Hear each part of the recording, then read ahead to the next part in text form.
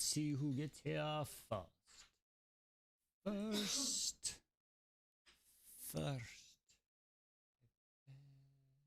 And it's Belle. It's always.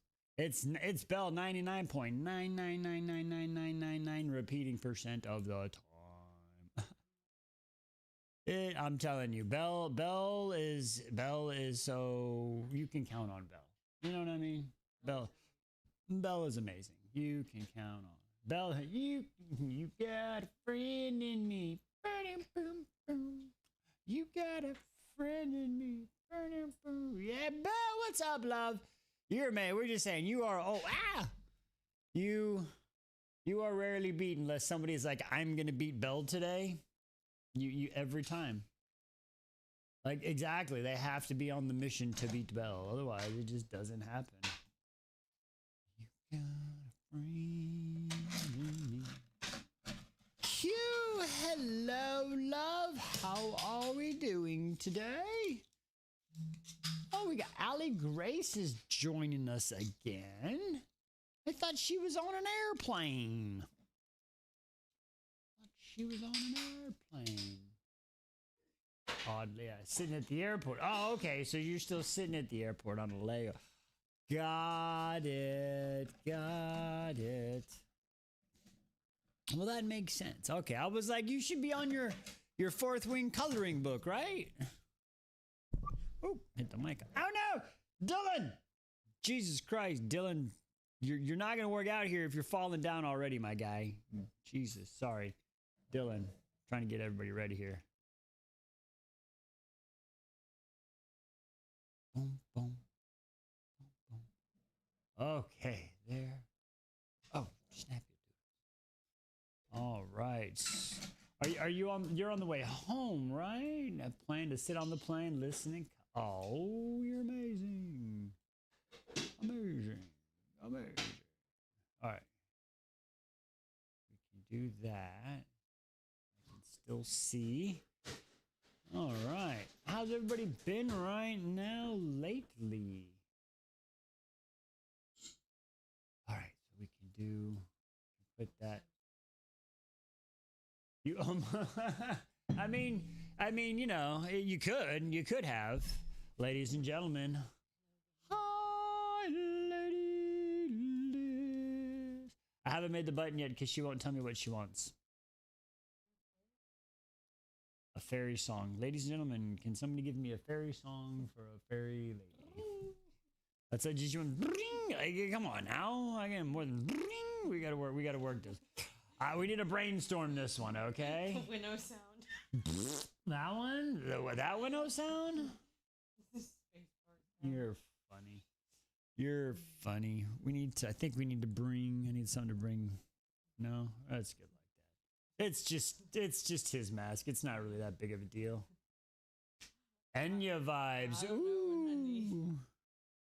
Passing by. Welcome, Veg. She says she's passing by for a little while. Dr. Lego. Dr. Lego has arrived. Huzzah, huzzah. You won't flirt with Look, me. if Q... Listen, we can awkwardly flirt at each other. Listen, y'all. Listen. Okay. Listen. Y'all be doing stuff on this internet. My wife is on that internet. Okay, she on that app. I'm just saying. Good luck. Y'all can try. And some of y'all might succeed. I gotta scoot over if you're going. You gotta get in the tiki-talkie. You look at the UV2B screen, not the tiki-talkie screen. We do this all the time. It's the tiki-talkie screen. You're gonna. Okay, and then see, we gotta get your mic. We are so y'all. Oh, hang on. I gotta move Dylan. Get out of the way, Dylan. You're blocking the view. There we go. Put Dylan there. There we go.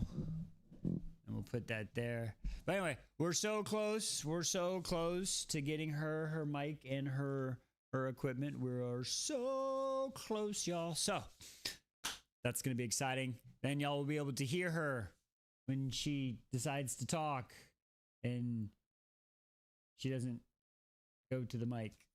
I don't do that.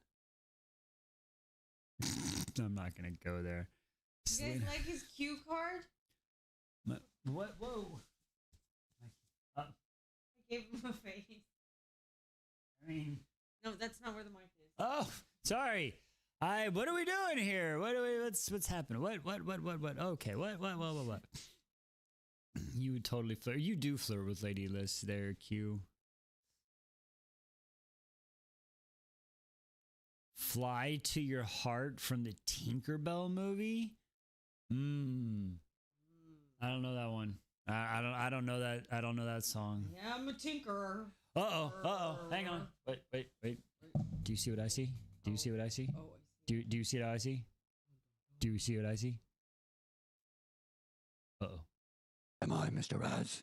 Or am I Batman? For justice! For Gotham! Ladies and gentlemen, Mr. Raz. Or Batman. He's here. He's here. It's the new. Yes. Yes. I hope you enjoy it. It's to help maybe motivate you to continue to or start to listen to audiobooks or stories or, the world will never know. Is he? Am I Mr. Raz? Or am I Batman? For justice!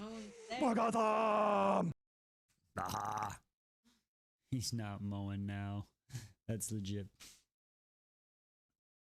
Exactly. There you go. The audiobook while you're mowing. You got to have ear protection. You know what I'm saying? Ear protection. Just put it on then. Lay stripes while listening to fairies fucking. Fairies fucking. Fairies fucking. It already is a jingle. That's a Tiki Talkie song. Somebody made that a whole thing. I need to make it different. Fucking fairy man. What did I say in this? I don't even remember. So, how did we like? All right, we need honest critiques. Honest critiques. Bring it to us. Did everybody see his skit? Has everybody seen Words with Wise today? Did everybody see Words with Wise? Worked really hard on that one, y'all. We worked hard on that one. I know DW saw it. I know DW saw it. I know DW saw it. I know DW saw it. Thank you. Right? I worked hard on that one. That was like a good 5 hours of working on over the last few days. Oh my god, it's so good. Slash me. Oh no, it's good. It's incredible, actually. She said, Allie said she saw it. The intro song was so good. It was a nice group effort. It was a lot of my ideas. She brought in the teacup. I had it was my idea with the chick. Yeah, it was your idea with those nuggies, but I was the num. Yeah. So hopefully, yeah. No worries. No worries. Hopefully that'll one will do good. It's pretty funny. Hopefully it's better than Harlan's interview. I think it's better than Harlan's interview for sure. Much better. Yeah, much better. The song is very well. Right. I was hoping it's kind of earworm. You know what I'm saying? Maybe it'll get stuck in your head. You just be sitting at work. Words with Wise. You know what I'm saying? I'm just, I'm a little earworm. You know what I mean? You know what I'm saying? We tried to think, listen, there's a lot of Easter eggs in there if you got them all. I mean, there's some comments were made. We tried. Joyce. A wise Joyce. So, yeah. Oh, thank you for the gift. Thank you. P, what's up, love? The bonus point there. Thank you. There you go. Yeah, that works good too. That's better. Yeah. I mean, you can move it. You could honestly, if you wanted to widen it over, you could move it right to the end of the chat because that's where if you just wanted it wider, if you chose. The tea sipping, awesome. Listen, if y'all, no, not that far. I was gonna say so you could still just right to the end of the chat, right there. Yeah, there you go. You see what I'm saying? There you go. The tea sipping, yeah, that was. She had to. I did it, and then she had to stop me really quick, and then I had to redo it. Little pause. What? I'm not going to New York for the Mets game. Oh no! When are y'all going to the baseball? That's awesome. Oh no. But yes, so we got that one. After we finish this book, I think I'm not sure who the next. They started Jake's start date. No, that sucks. Oh, on Fourth Wing Night. That would have been fun. Oh, that would have been fun as hell.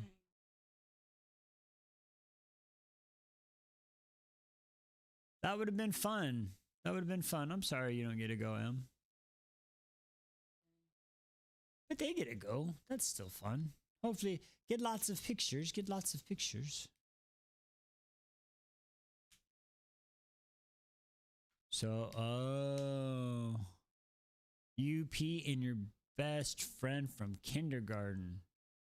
Oh wow, that's cool. Rebecca! Rebecca! You can't. Dr. Lego, why can't you go to the Iron Flames night with the Avalanche? Why can't you do that? That's pretty close to you. That's just right. I'm sure Mr. Raz would let you go if we kept doing things like, hey, Mr. Raz, you're pretty cool. Look. Am I Mr. Raz? Or am I Batman? For justice! For Gotham! The middle of the week. But aren't you the boss? Like, aren't you the boss? I mean, that means you're a smart boss because you just don't leave work in the middle of the week. But I'm just saying. I'm just saying. Oh, that's awesome, DW. To get her out after this, that's awesome. That's awesome. Oh, ooh, M, that sucks. Ooh, that sucks. Hopefully they start him. Is there a reason why they won't start him?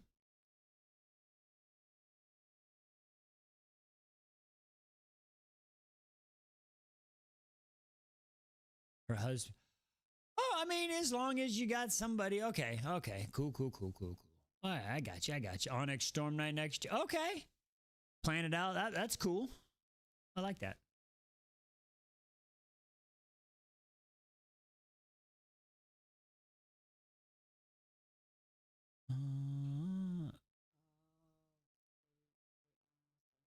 The state hasn't issued it yet. They moved. Right. Yeah. Wow. Paperwork, so they have to push a start date. Yeah. No, it makes sense. That's even worse. That sucks. I can't fix it, but I Emily, would you like a button to make it better? A little bit for you? For like 30 seconds? You need a friend? I mean, I think we could all use a buzzer. You guys in this buzzard guy. What? The buzzard guy. You and the buzzard guy.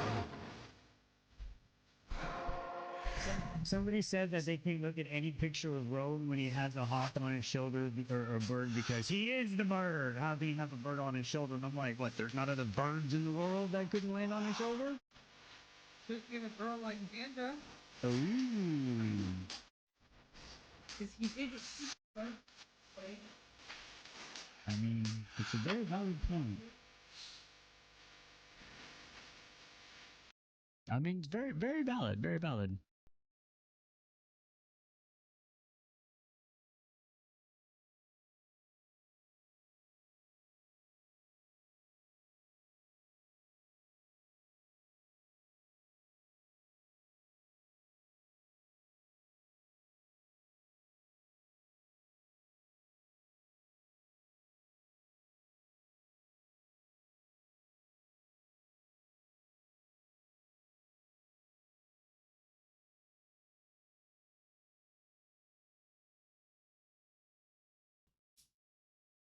Oh, the budget increased slightly for the little teaser that we told you all about during That live action remake.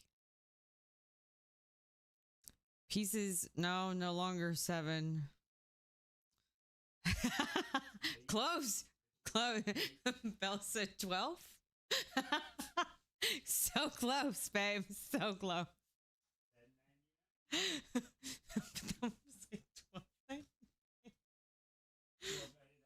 Times, I don't know, 6 or 7. I'm sorry. I'll stop.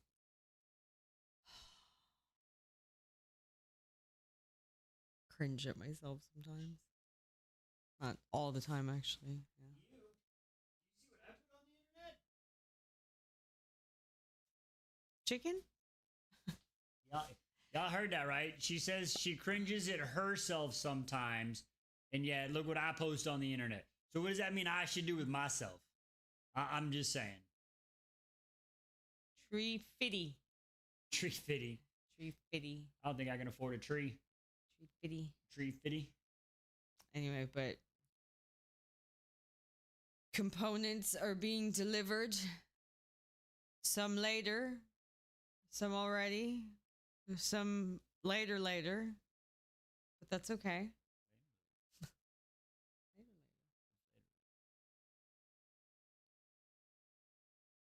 Oh, okay.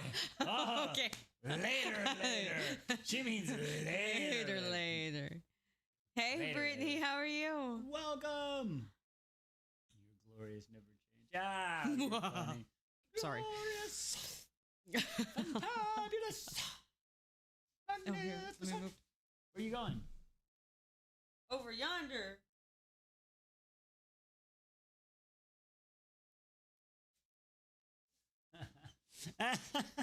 Oh, I'll need the book for. I'll need the book for later. We'll need this for later. Not for later. We are technically we already latered earlier, so we don't need to later unless you want to later. But then we don't have to later if you don't want to later because you want to X-Men later. We can X-Men later, and since we already latered, we can X-Men later. I love you. It's amazing. Okay. You think you got a lady from Amsterdam? Oh, that's awesome. Hopefully, I try to see some of the names. I try to see a lot of the names. Do you remember like if it's on the TikTok or the YouTube? Because I don't know what's happened. YouTube guys, we're up to 85, y'all. Can y'all believe that? We're almost a fifth of the way there. I mean, it's a long way to go. We got to get to 500. We got to get to 500 on the UbiTubi. I am later after we get off this play. Yes, later launcher. All right, I will check. I try to check. Hopefully, if you remember their name, I will keep an eye out for them. Make sure we know. You're hilarious. You're hilarious. Taking note from Allie's book.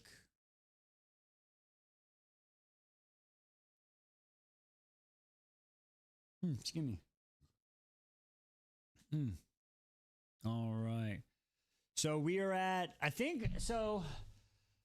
we're on chapter 36, I believe. I think we have like legitimate 100 pages left. We're on like 316, and I think there's 416 until the last line before the acknowledgement. So, what's up? What are you laughing at? Oh, the paper. I'm like, what are you doing? Sorry. This was my focus point for the skit. So I focused. That was my focus point. And if everybody hasn't, okay, let's officially also. We have a new member to the Wise Beyond the Studios. We have a new intern. Everybody say hi to Dylan. Dylan is Timmy's assistant because Timmy has been working so hard. We felt like he needed an assistant. So we got Dylan. He was a lost boy. He needed some help. Lost little guy. So Everybody, they're still in. But yeah, so we got 2 nights again. It's gonna be hopefully. I don't mean to say long week. Rest in peace to. I don't mean this is bad, but we will be live, like I said, Monday, Tuesday, Wednesday, Thursday, and Friday. So lots of lives this week, lots of reading, lots of stories. We got 2 nights of ACOTAR. We got 2 nights of ACOTAR. We got one tonight and tomorrow. We'll finish it up, and then Wednesday we start A Court of Mist and Fury. Dun, dun, dun. Dun dun dun. Man. There we go. Sick of seeing us that much. I know, right? That's sketchy. I spent a year solid in every single live here, and no one friended me. What? Stop. Really? No one friended you? I'm sorry. I friended you. I would have swore. Oh, I'm not saying you're lying. I'm like,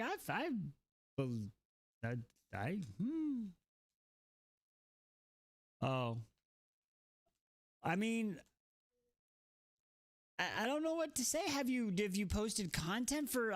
That's the only thing. You know what I mean? I don't know what to say. We just met at the ball. I don't know. I don't know. Let's read with Brit. That might be a different. I'm not. Oh, Yeah, I'm not sure. I'm sorry. Well, I'm sorry that happened.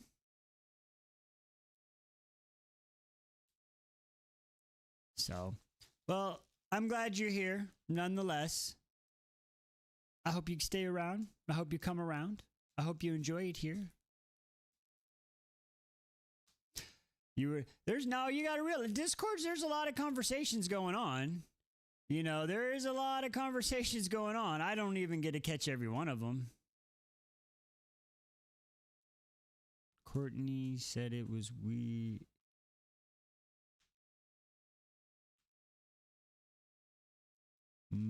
Like I don't even see that conversation. Well, again, I'm sorry you had that experience. Hopefully it's better.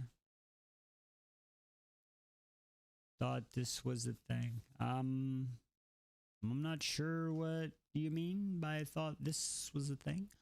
Honestly, I don't know. Again, we try to interact with everybody, and everybody just, you know, they talk to talk. I'm sorry you had that experience. Hopefully it gets better. That's the best I can say, you know. I don't think it was anybody's intention to make you feel left out. And I'm sorry if you felt that. Yeah. I mean, the best I can say is, again, we're sorry, and here, maybe this will make.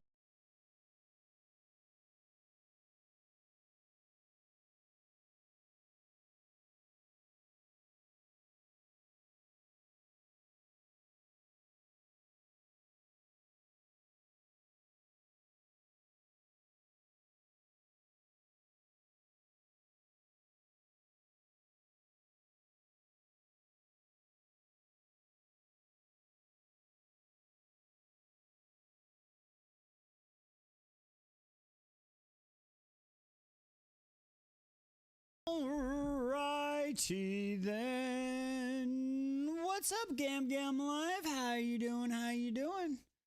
All right. So, tonight we are about to begin. I guess we call this the Trials of Pharaoh.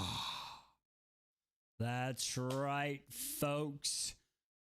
You see what happened? Mr. Raz is hilarious. All right. So she was left. She left. She was sent away. She came back. Alice told her what's up. She got tossed in front of Amaranth. Made a bargain when she was told not to make a bargain. And now she's about to do the trial. She spent the time there. All right. Okay. So it ended chapter 35. She was in her cell. All right. She was in her cell, still. Fear like nothing I had ever known swallowed me whole when my cell door opened and the red-skinned guards told me the full moon had arisen. Okay, that's how 35 ended. Moving to 36. Here we... Mr. Raz is all one of us. That's hilarious. All right. The sound of the teeming crowd waited against the passageway. My armed escort didn't bother with drawn weapons as they tugged me forward. It wasn't even shackled. Someone or something would catch me before I moved 3 feet and gut me where I stood. The cafooey of laughter, shouting, and unearthly hallows worsened when the halls opened in what had to be a massive arena. There had been no attempts to decorate the torchlit cavern, and I couldn't tell if it had been hewn from rock or if it was formed by nature. The floor was slick and muddy. I struggled to keep my footing as we walked. But it was enormous, a righteous crowd that had turned my insides cold as they stared at me. I couldn't decipher what they were shouting, but I had good enough idea. Their cruel, ethereal faces and wide grins told me everything I needed to know. Not just lesser fairies, but high fae too. Their excitement making their faces almost as feral as their more unearthly brethren. I was hauled towards the wooden platform erect above the crowd. Atop sat Amaranth and Tamlin. And before it, I did my best to keep my chin high as I beheld the exposed labyrinth of tunnels and trenches running along the floor. They stood along the banks, blocking my view of what lay within when I was thrown to my knees before Amaranth's platform. The half-frozen mud seeped into my pants. I rose on trembling legs. Around the platform stood a group of 6 males secluded from the crowd. From their cold, beautiful faces, from that echo of power still about them, I knew they were the other High Lords of Prythian. I ignored Rhysand as soon as I noticed this feline smile, the corona of darkness around him. Amaranth had only to raise a hand and a roaring crowd silenced. It became so quiet I could almost hear my heart beating.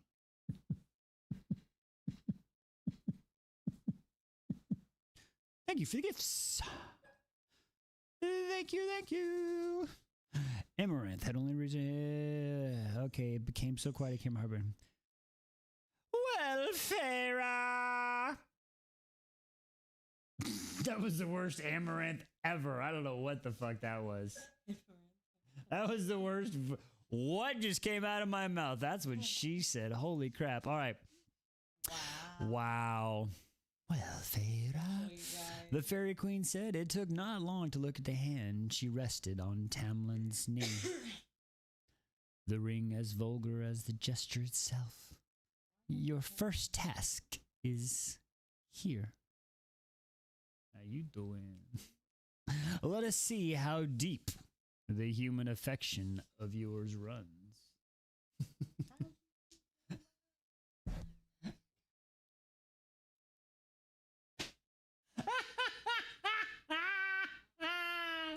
That was funny. They didn't hear that one. I don't think they heard that one. Oh, that's funny. No worries, Lisa. I understand. Thanks for stopping by. Appreciate it. All right. Good Lord. Okay, sorry. Your first task is here. Let's see how deep your human affection runs. I ground my teeth and almost exposed them to her. Tamlin's face remained blank. He doesn't do shit. That meme for Tamlin is perfect. I didn't do shit. Anyway, I ground my teeth and almost exposed them to hers. Tamlin's face remained blank. I took the liberty of learning a few things about you, Amaranth drawled. It was only fair, you know. Every instinct, every bite of me that was I didn't get that word the first time. Intrinsically. Fucking booyaka, bitches. Every instinct, bit Every bit of me that was intrinsically human, holy shit, I learned fucking words, screamed to run, but to keep my feet planted, locking my knees to avoid them from giving out. I think you'll like this task, she said. She waved a hand, and the ACOTAR stepped forward and part of the crowd, clearing a way to the lip of the trench. Go ahead. Look. I obeyed. The trenches, probably 20 feet deep, were slick with mud. In fact, they seemed to have been dug from mud. I fought to keep my footing as I peered in further. The trenches ran in a maze along the entire floor of the chamber, and their path made little sense. It was full of pits and holes which undoubtedly led to underground tunnels, and hands slammed into my back, and I cried out as I had a sickling feeling of falling before suddenly jerked up by bone, hard grip up into the air. Laughter echoed through the chambers as I dangled from the ACOTAR's claws. Its powerful wings beat boom across the arena. It swooped down from the trench and dropped on my feet. Mud squelched, and I swung my arms, and I teetered and slipped. More laughter even as I remember upright. The mud smelled atrocious, but I swallowed my gag. I turned to find Amaranth's platform now floating on the lip of the trench. She looked down at me, smiling that serpent grin. Rhysand tells me you're a huntress, she said, and my heartbeat faltered. He must have read my thoughts again, or maybe he found my family, and Amarantha flicked her fingers in my direction. Hunt this. The fairies cheered, and I saw a gold flash between spindling, multi-hued palms, betting on my life on how long I would last once this started. Usually good 10-15 minutes. I mean, that's about, I try my best. I raised my eyes to Tamlin. Oh, we're talking about the worm. I raised my eyes to Tamlin. His emerald gaze was frozen, and I memorized the lines of his face. Why? I mean, okay, there you go. Tamlin's face. The shape of his mask, the shade of his hair, one last time. Release it, Amarantha called. I trembled to the marrow of my bones as the grate groaned, and the slithering, swift-moving noise filled the chamber. My shoulders rose toward my ears. The crowd quieted to a murmur, silent enough to hear a guttural kind of grumble. I could feel the vibrations in the ground as whatever it was rushed me. Amarantha clicked her tongue, and I whipped my head around. Her brow rose. Run, she whispered. Then it appeared. I ran! And with the giant worm, or what might have once been a worm, had its front end not become an enormous mouth filled with ring after ring of razor-sharp teeth. Arnisha, I need you! Ah! Save me, Arnisha! Holy shitballs, Batman! And I was dinner. You'll be dessert. What? What? It auto-corrected. It's been interesting rereading Roy's. Ramblins, explosive rage. That's Fucking funny. Roy. Roy. The slipping and sliding and reeking in mud. I hurled down the length of the trench, wishing I'd memorized more of the layout in the few moments I had, knowing full well that my path could lead to a dead end, where I would surely. The crowd roared, drowning out the slurping and gnashing noises of the worm. But I didn't dare glance over my shoulder. The ever-nearing stench of it told me enough how close it was.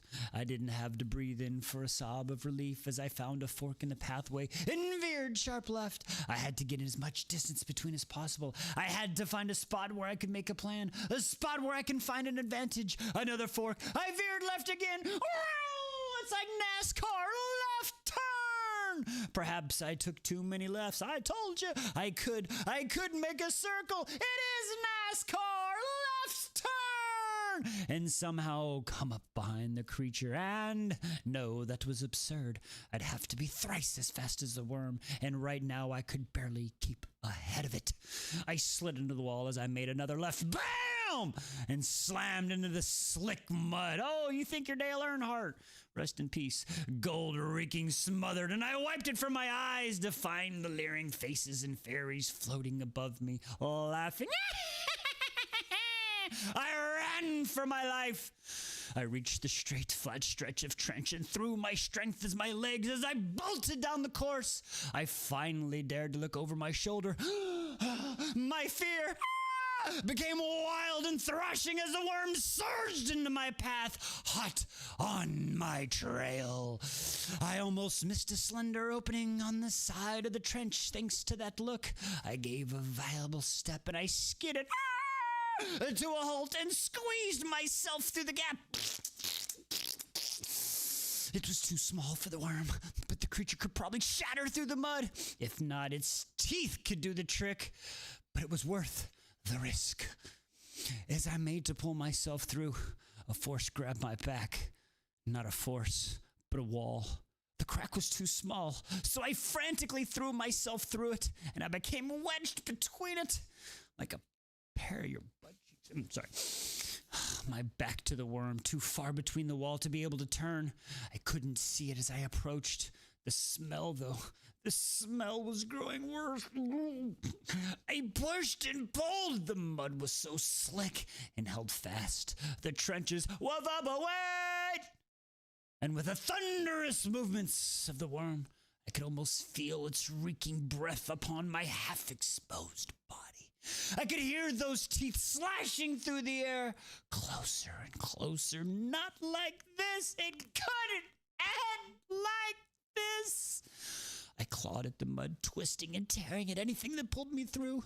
The worm neared with each of my heartbeats. The smell nearly overpowered my senses. The rip away of mud, wriggling, gigging, and pushing, sobbing, gritting my teeth. Not like this! The ground shook.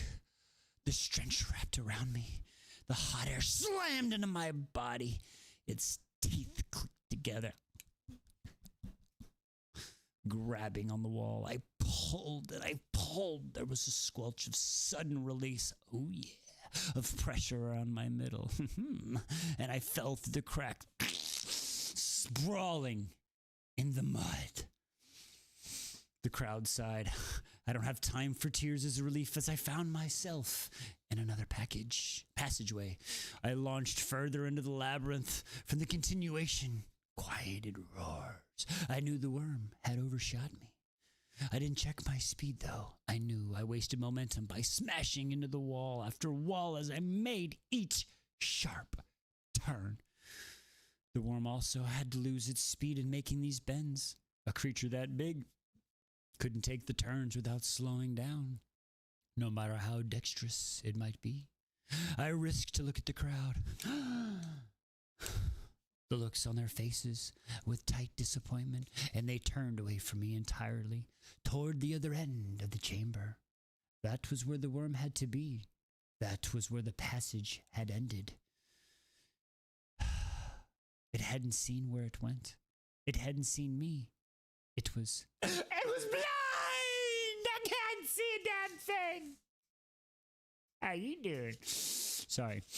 I was so surprised that I didn't notice the enormous pit that had opened before me, hidden by the slight rays. And it was all I could do to not scream as I tumbled in the air. Air! Empty air! And I slammed into an ankle-deep mud, and the crowd cried out. The mud softened the landing, but my teeth still sang with an impact. But nothing was broken. Nothing hurt. Oh, thank you for the follow. I appreciate that on the YouTube. Thank you very much.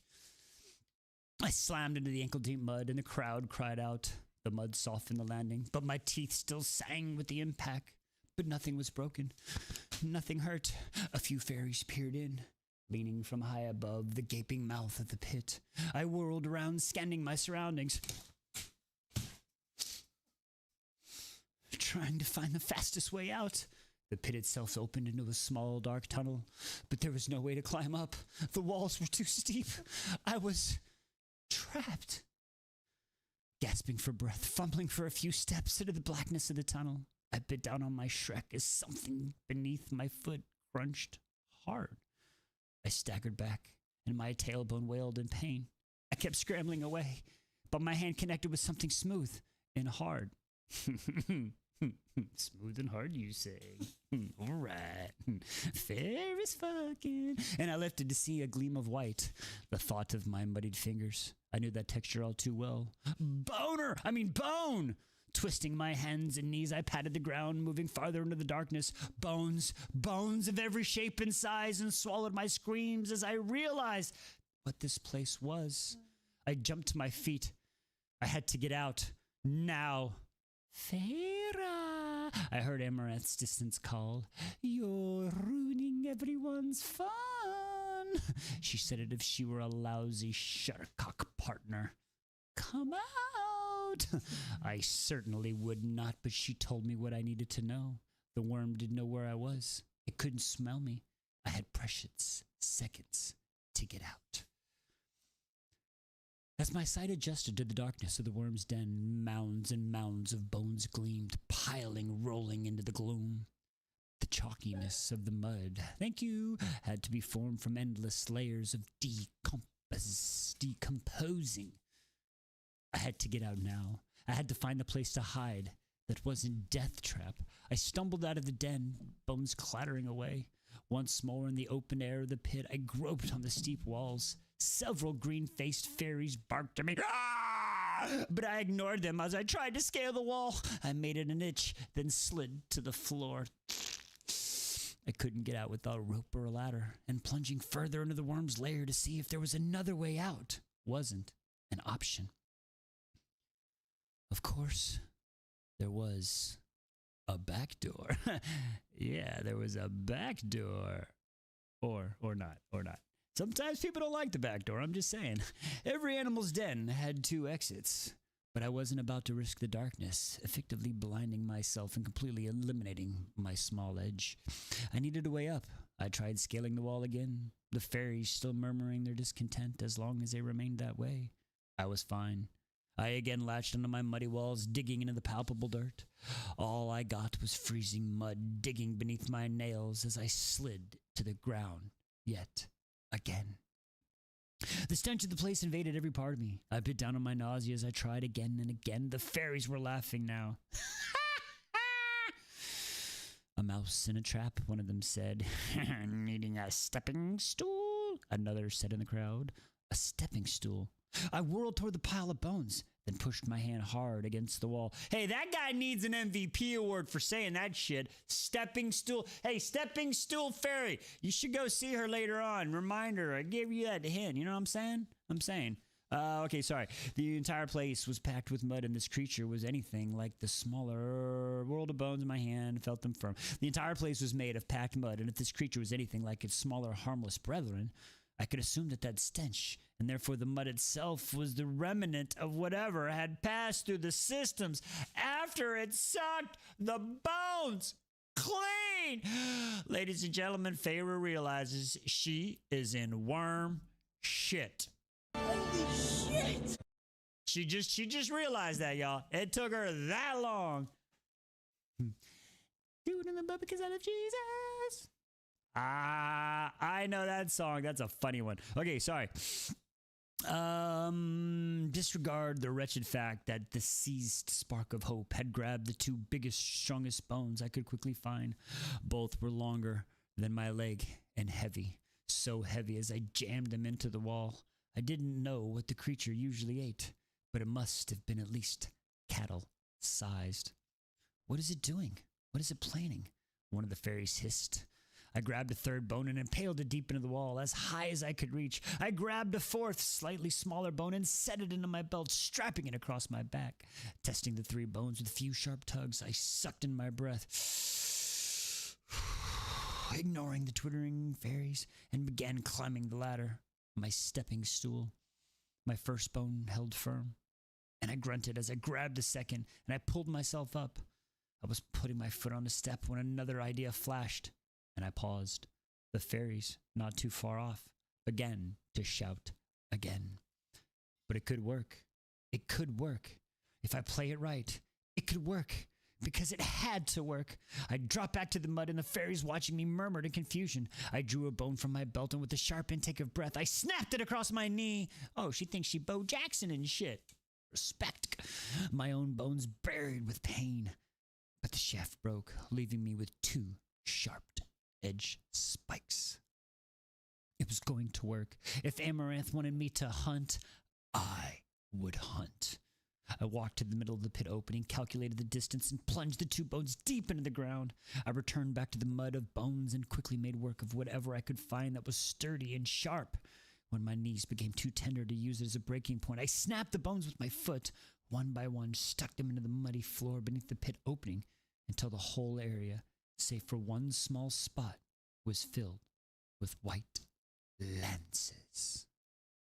Dun, dun, dun! I didn't double-check my work. It would succeed, or I would wind up in those bones on the floor. With just one chance. That was all I had. Better than no chances at all.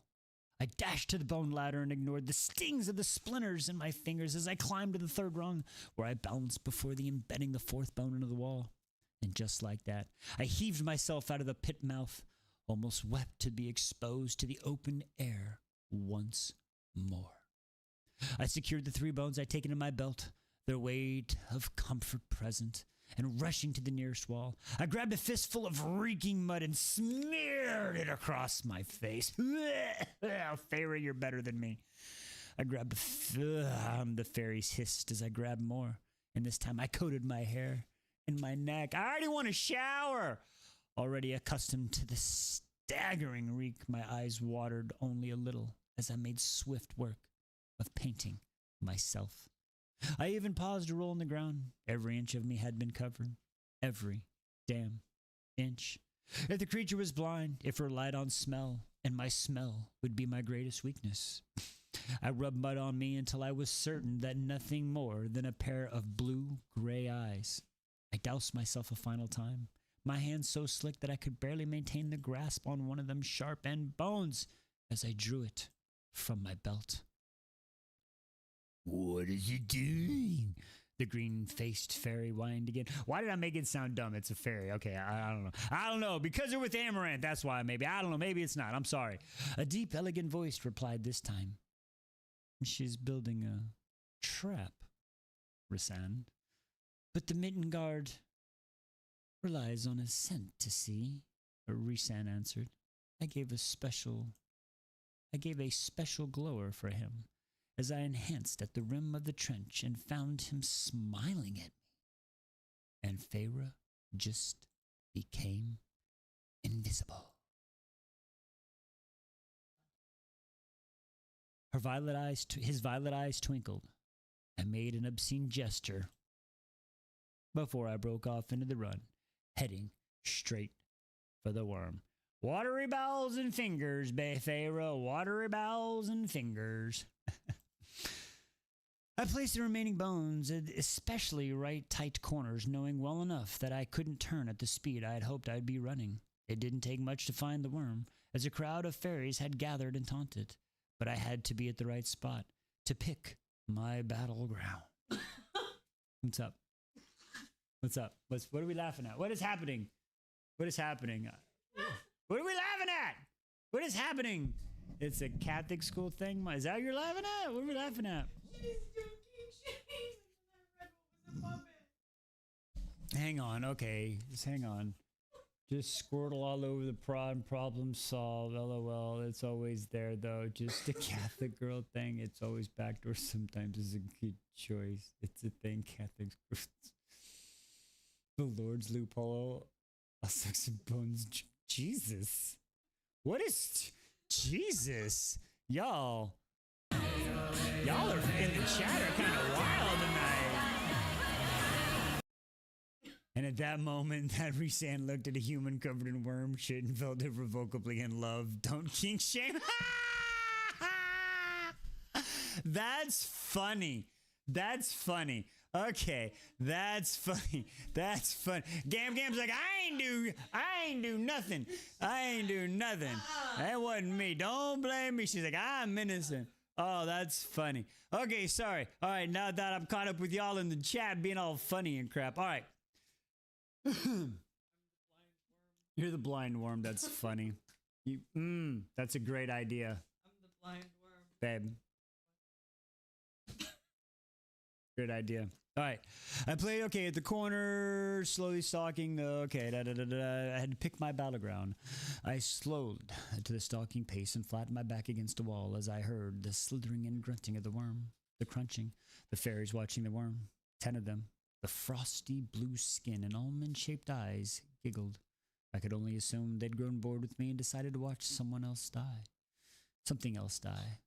Which was wonderful, but if the worm was still hungry, only if it would respond to the lure I offered. The crowd murmured and grumbled.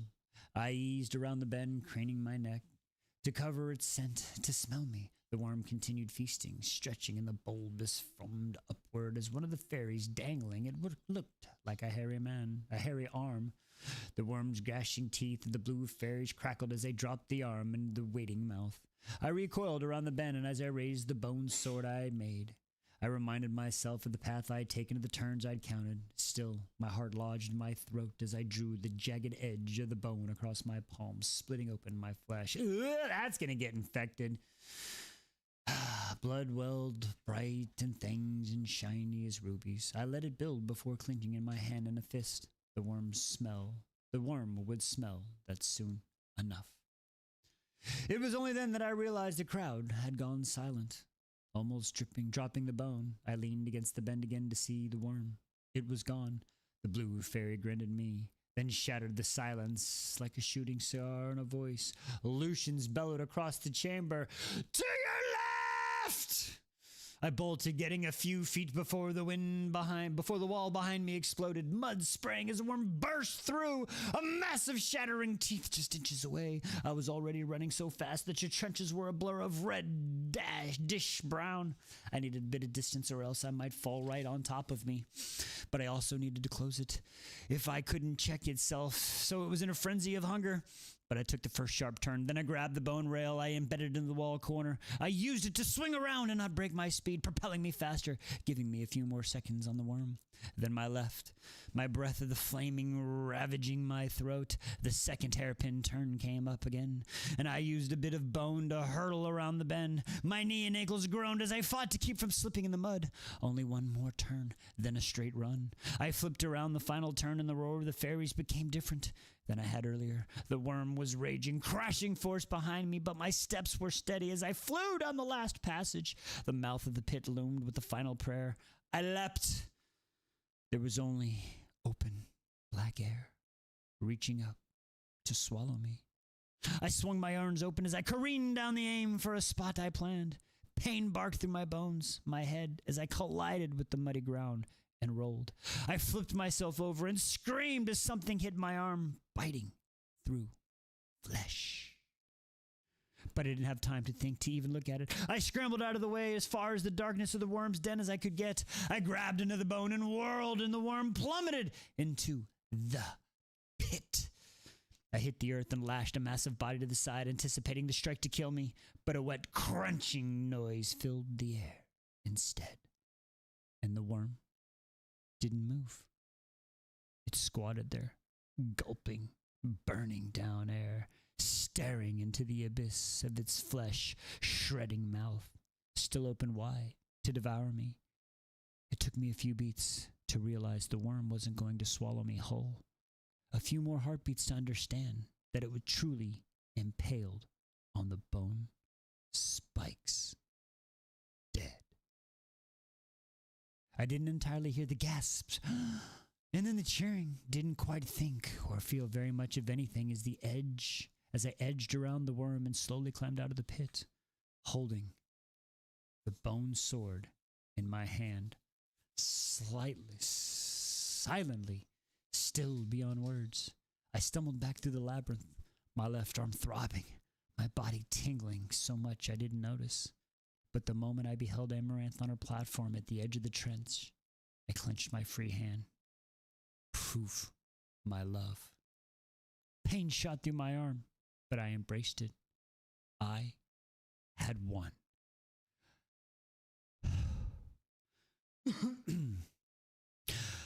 I looked up from her breath-lowered brow and didn't check myself as I exposed my teeth. Her lips were thin. She no longer grasped Tamlin's knee.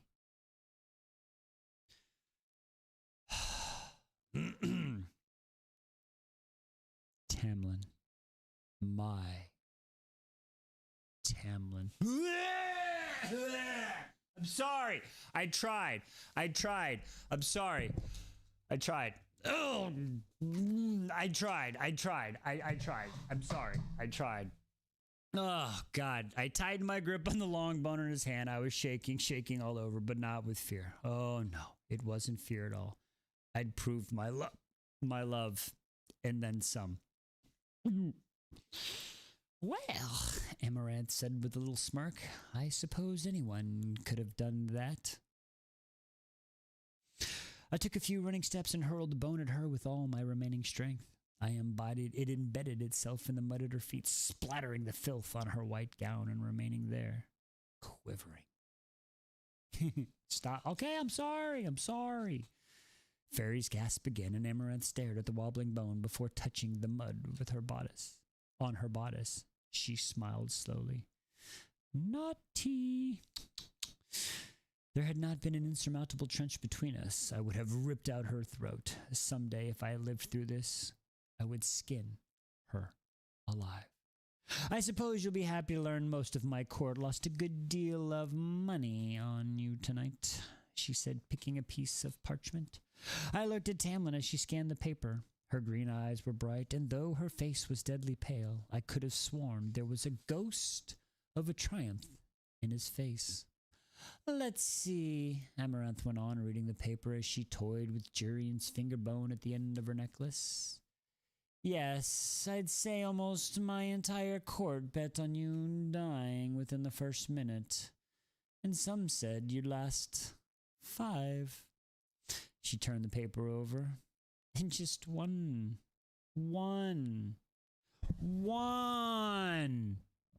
person said you would win. Insulting, but not surprised. I didn't fight as the ACOTAR hauled me out of the trenches, dumping me at the foot of the platform before flying off, my arm buried at the impact. Amarantha frowned at the list and she waved her hand. Take her away, I'm tired of her mundane face. She clenched the arms of her throne hard enough that the whites of her knuckles showed. Rhysand, come here. I didn't stay long enough to see the High Lord prowl forward. Red hands grabbed me, holding tightly to keep me from sliding off. I'd forgotten the mud cracked on me like a second skin. As they yanked me away, the shooting pain shot along my arm. The agony blanketed my senses.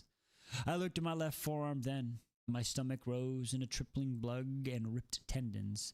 At the lips, my skin pulled back at the accommodated shaft of bone shard protruding clean through.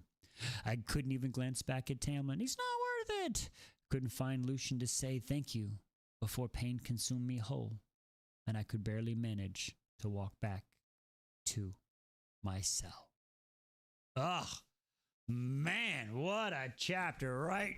Excuse me, right there. All right, let's get that wheel spinning. Woo. All right, I think she went in for a little while, so we'll get centered on y'all. She come back out, we'll readjust. All right, what do we got? Ooh, Jasad error.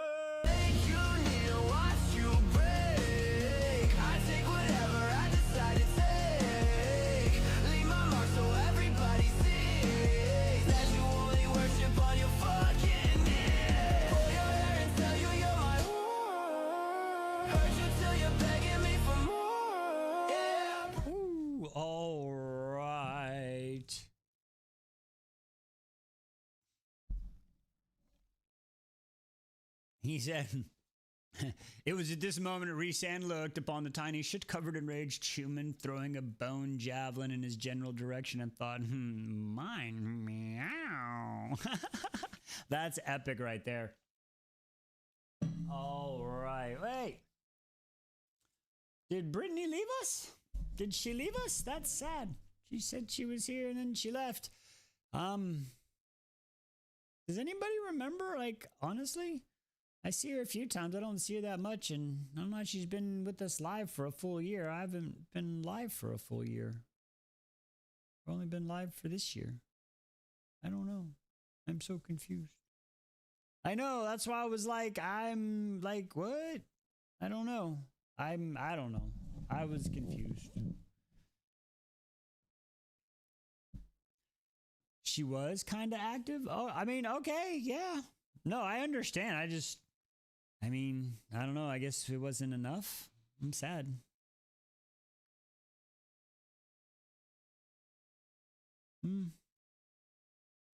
Again, it's all good. I mean, listen, it is what it is. We can't make everybody happy. I'm sorry if they felt that way. Again, it was weird. I got in the middle of nowhere.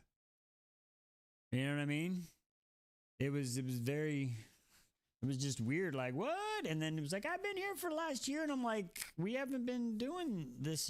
I've only been here like, what? It was just weird. Yeah, I was just like, okay, I don't know what to say, I don't know what to do. But so anyway, well, at least I'm not the only one that was just like 17 total messages, all from 4 to 5 months ago. Yeah. All right.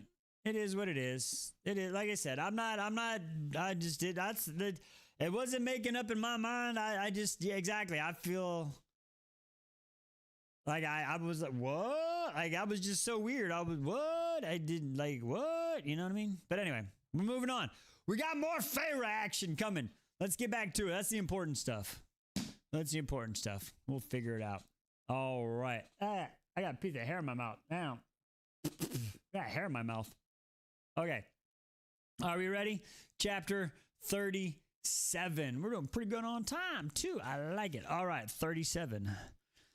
Not one, not even Lucian, came to fix my arm in the days following my victory. You know what I'm saying? Right there. That first line pisses me off right there. Not one, not even Lucian came to fix my arm in the following days, my victory. The pain overwhelmed me to the point of screaming whenever I prodded the embedded pit of bone.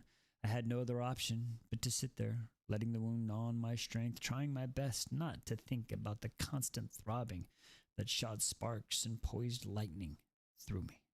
But worse than that, it was the growing panic that the wound hadn't stopped bleeding. I knew it meant when blood continued to flow.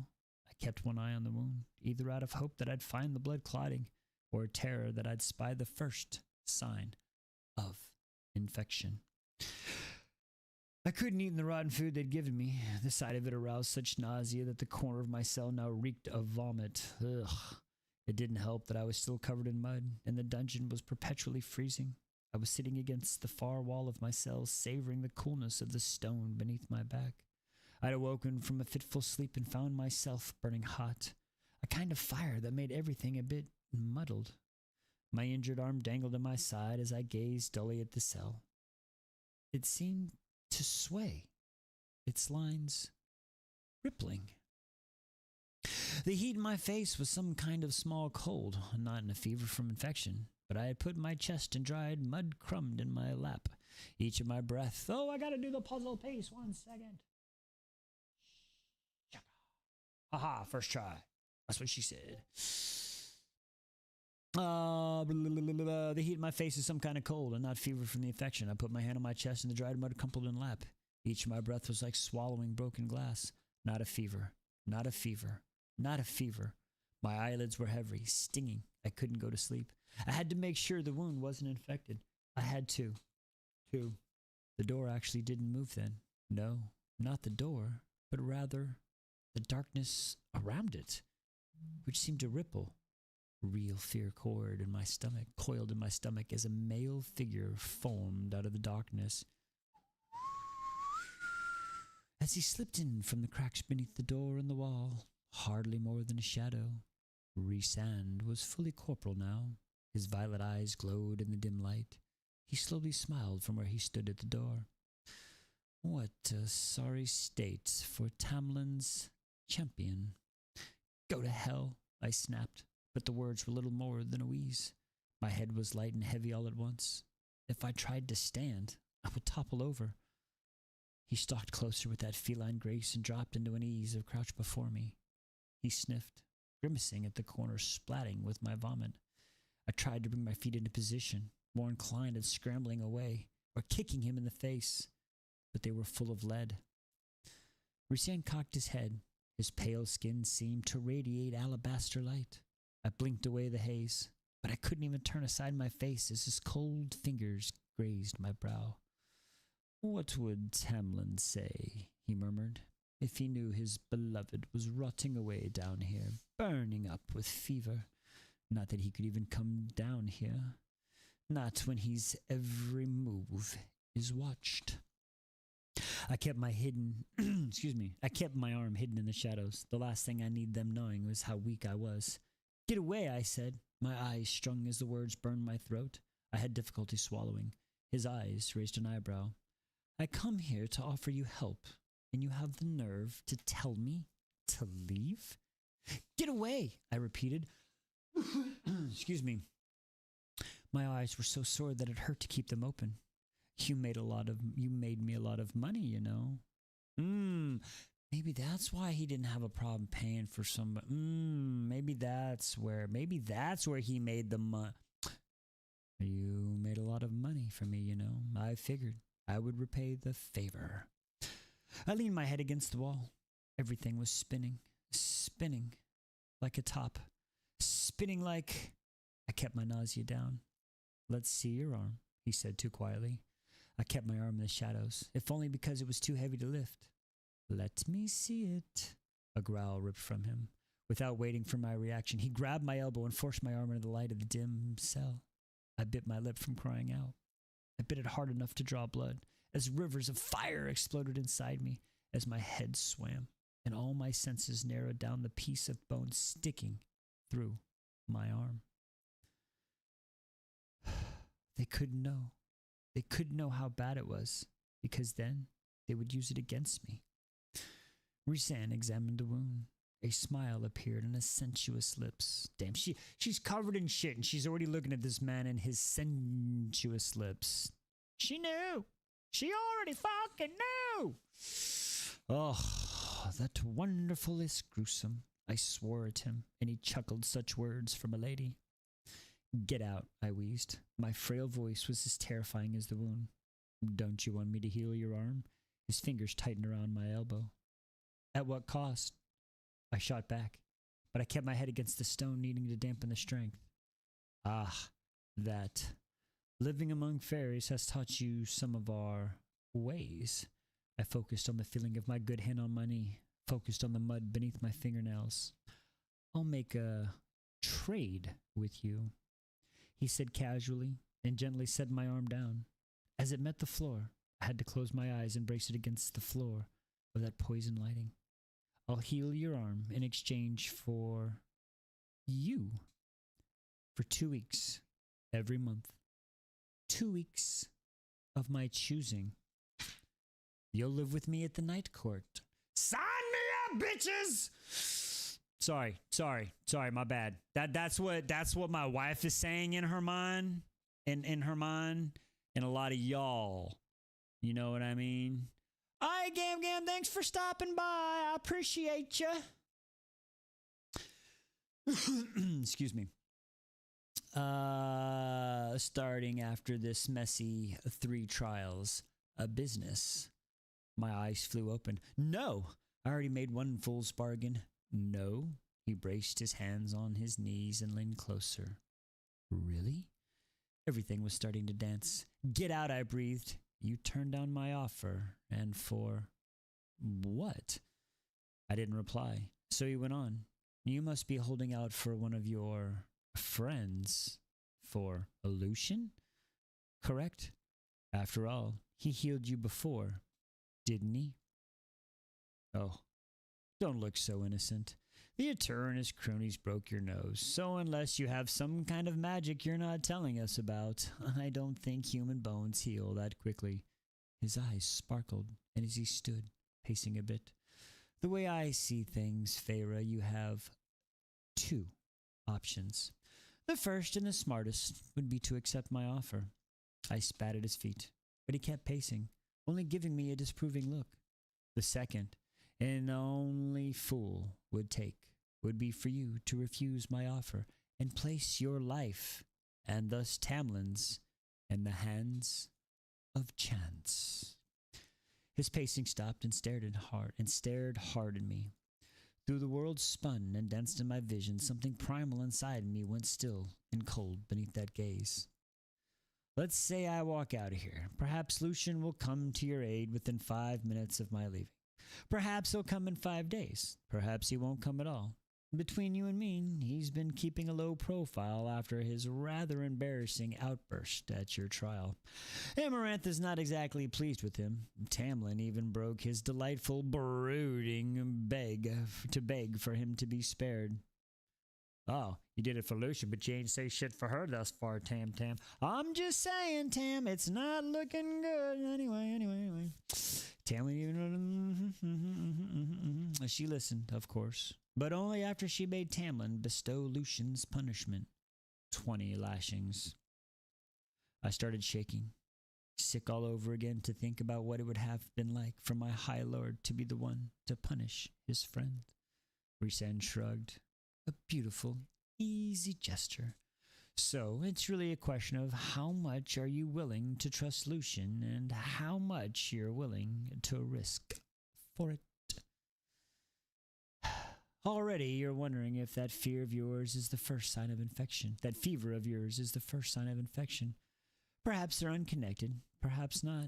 Maybe it's fine. Maybe that worm's mud isn't full of festering filth, and maybe Amaranth will send a healer. And by that time, you'll either be dead, or they'll find your arm so infected that you'll be lucky to keep things above the elbow. My stomach tightened as a painful ball. I don't need to invade your thoughts to know these things. I already know what you've been slowly realizing. He began crouched in front of me. You're dying. My eyes stung, and I sucked my lips into my mouth. How much are you willing to risk on hope that another form will come and help you? I stared at him, sending as much hate as I could into the gaze. He's been with one who's caused all of this. He told Amarantha about Claire. He begged. He made Tamlin beg.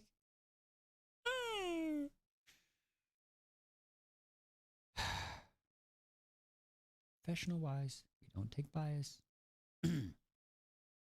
Well, I bared my teeth. Go to hell. Swift as lightning, he lashed out, grabbing the shard of my bone in my arm and twisting. A scream shattered at me, ravaging and aching my throat. The world flashed black and white and red. I thrashed and withered, but he kept my grip, twisting the bone a final time before releasing my arm. Patting, half sobbing as the pain waited through my body, I found him smirking at me again. I spat in his face. Foreplay. He only laughed as he stood, wiping his cheek with the dark sleeve of his tunic. This is the last time I'll extend my assistance, he said, pausing by the cell door. Once I leave this cell, my offer is dead. I spat again, and he shook his head. I bet you'll be spitting on death's face when she comes to claim you too.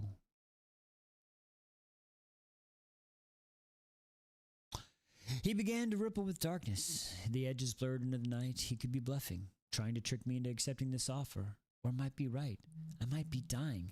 My life depended on it. More than my life depended on my choices, and if Lucian was indeed unable to come, or if he came too late, I was dying. I didn't know if it was for some time now, and Lucian had underestimated my abilities in the past, had never quite grasped my limitations as a human. Had sent me to hunt the surreal with a few knives and a bow and some chicken. He even admitted to hesitating that day when I had screamed for help. He might not have known how bad off I was. Might have not understand the gravity of the infection like this. He might come in a day, an hour, a minute too late. Rhysand's moon-white skin began to darken, nothing but shadow. Wait! The darkness consumed him. paused. For Tamlin. For Tamlin. I would sell my soul. I would give up everything I had for him to be free. Wait, I repeated. The darkness vanished, leaving Rasan in his soul form as he grinned. Yes? I raised my chin as high as I could manage. Just 2 weeks? Just 2 weeks, he purred. That's all it's gonna take. Bitch, it would take 2 minutes. Get fucking bent. 2 minutes and Reese would have me licking shoes. Let's just keep it fucking real. Anyway, I digress. Just 2 weeks, he purred. He knelt before me. 2 teensy tiny weeks with me every month is all I ask. Why? And what are to be the terms, I said, fighting past the dizziness. Ah, he said, adjusting the lapel on his obsidian tunic. If I told you those things, then it'd be no fun, would there? I looked at my ruined arm. Lucian might never come, might decide it wasn't worth risking his life any further. Excuse me. Not that he hadn't been punished for it. And if Amaranthus healers cut off my arm, Nesta would have done the same for me, for Elaine. And Tamlin had done so much for me and for my family. I can't deny that one. I can't deny that one. Give him props. Even if he had lied about the treaty, lying-ass bitch, and sparing me from its terms, he still saved my life that day against the Naga, and saved it again by sending me away from the manor. I couldn't think entirely of the enormity of what I was about to give, or else I might refuse again. I met Reese's gaze. 5 days. You're going to bargain? Reese's laughter under his breath. 10 days. I held his stare with all my strength. A week. Reese's silent for a long moment, his eyes traveling across my body and face before he murmured, a week it is. See, Feyre, you fucked up. You should have went a week, and then when he said 10 days, you should have went a month. And you should have just went a month at a time. That you went the wrong way. You got the bad end of the deal here, Fey. My girl, what are we doing? Then it's a deal, I said. The metallic taste filled my mouth as magic stirred between us. His smile became a bit wild, and before I could brace myself, he grabbed my arm. There was a binding, quick pain, and my screams surrounded my ears as bone and flesh were shattered. Bone rushed out of me, and then... Rhysand still grinning when I opened my eyes. I had no idea how long I'd been unconscious, but my fever was gone. My head was as clear as I sat up. In fact, the mud was gone too. I felt just as I had bathed. But then I lifted my left arm. What have you done to me? Rhysand stood, running his hand through the short dark hair. It's custom in my court for bargains to be permanently marked upon the flesh. I rubbed my left forearm and hand. The entirety was now covered in swirls and whirls of black ink. Even my fingers weren't spared, and a large eye was tattooed on the center of my palm. It was feline, and its slitted pulp stared right back at me. I got Calvin on that arm. Sorry. Make it go away, I said. He laughed. You humans are truly grateful creatures, aren't you? From a distance, the tattoo looked like an elbow-length lace glove. But when I held it close to my face, I could detect the intricate depictions of flowers and curves that flowed. Oh, I didn't notice it had flowers and curves that flowed through the makeup of the large patterns, permanent, forever. You didn't tell me this would happen. You didn't ask. So how am I to blame? All these motherfuckers. He walked to the door but lingered, even as the pure night wafted off his shoulders. Unless this lack of gratitude and appreciation is because you fear a certain High Lord's reaction. Tamlin. I could already see his face going pale. Fuck him! His lips becoming thin as the claws came out. I could almost hear the growl as he admitted when he asked me what I had been thinking. I'm thinking I wanted to survive, you chode-ass. I think I'll wait to tell him until the moment's right, though, Reese said. The gleam in his eyes told me enough. Rhysand hadn't done this to save me, but rather hurt Tamlin. Then I had fallen into his trap, fallen into it worse than the worm had fallen into mine. Rest up, Feyre, Rhysand said. He turned into nothing more than a living shadow and vanished through the crack in the door.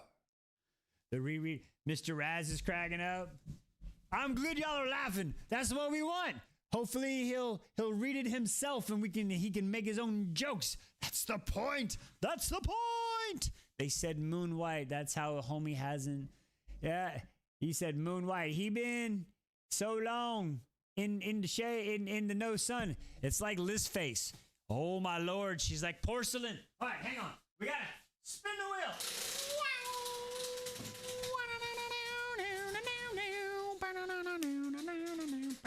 Oh, what do we got? Oh, what are we going? What is up, yo ho hoing?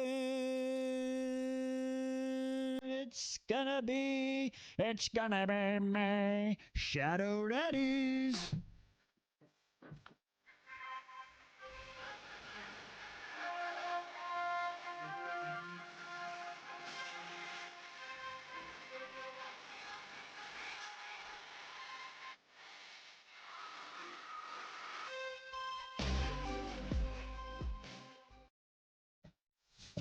Oh, ladies and gentlemen, boys and girls, voices of all ages, put your hands together and give them a big round of applause. It is Jonesy!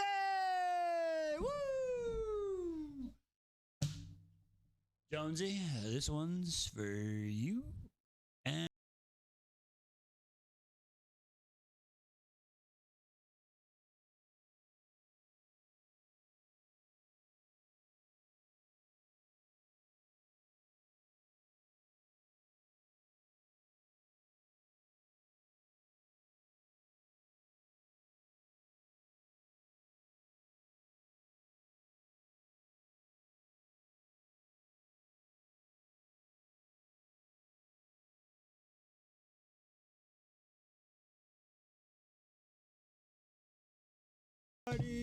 there we go.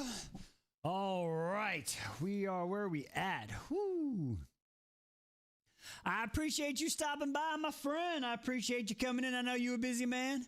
If you're here for 5 minutes, 2 minutes, or no minutes, brother, you just stopping by for the quick second and saying hi. Seriously, I appreciate it. I appreciate it, brother. I really do. I'm trying to get like you, trying to get on your level. You're pushing me, and I like it. I appreciate that. Oh, man. We almost done with 5 chapters already, guys. That is crazy. Woo. Okay, so we're going to give an update on the wheel because I know we haven't done that in a while. But with that spin right there, with that spin landing on, what was that, Book of Azrael, the Book of Azrael series just took over as the series with the most votes. Okay? So just so you know, the Book of Azrael has just become the new series lead. As far as the individuals, okay, as far as your individuals, 15, all right. As far as the individuals go, Poet Empress is at 19, and then the Poison Daughter is at 16. Lights Out is at 11. And then the Serpent of Wings and Night is at 15. And then the new one, Jasad Era, is at 4. Woo! There we go. So that's where we stand now on the books, everybody. I know we've already got like half the year planned out and stuff, so it might be a while, but that's where we're standing. I'm glad this plane ride has been going fast for you, Allie. I am. I know you gotta be tired, be ready to get home. To grow up the lawn. Allie, wait till you get home. You can perform your lawn care maintenance once you're home. That's the best place to do it. That's the best place to do it. You know what I mean?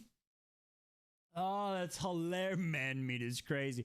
Jonesy, I'm telling you, Allie Grace she is our She is a hoot. I tell you what. She is hilarious. That's all I'm gonna say. She is fucking hilarious. She make me giggle all the time. You know, listen, Allie Grace and Emily of my follow, those two, you never know what is gonna be said. Oh, DW, yeah.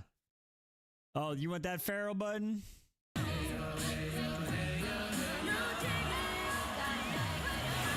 I'm telling you. See, Emily and Allie Grace, those two are feral like 24/7. And then you got DW. She comes in here with those poppers like, what are you doing out of the middle of nowhere?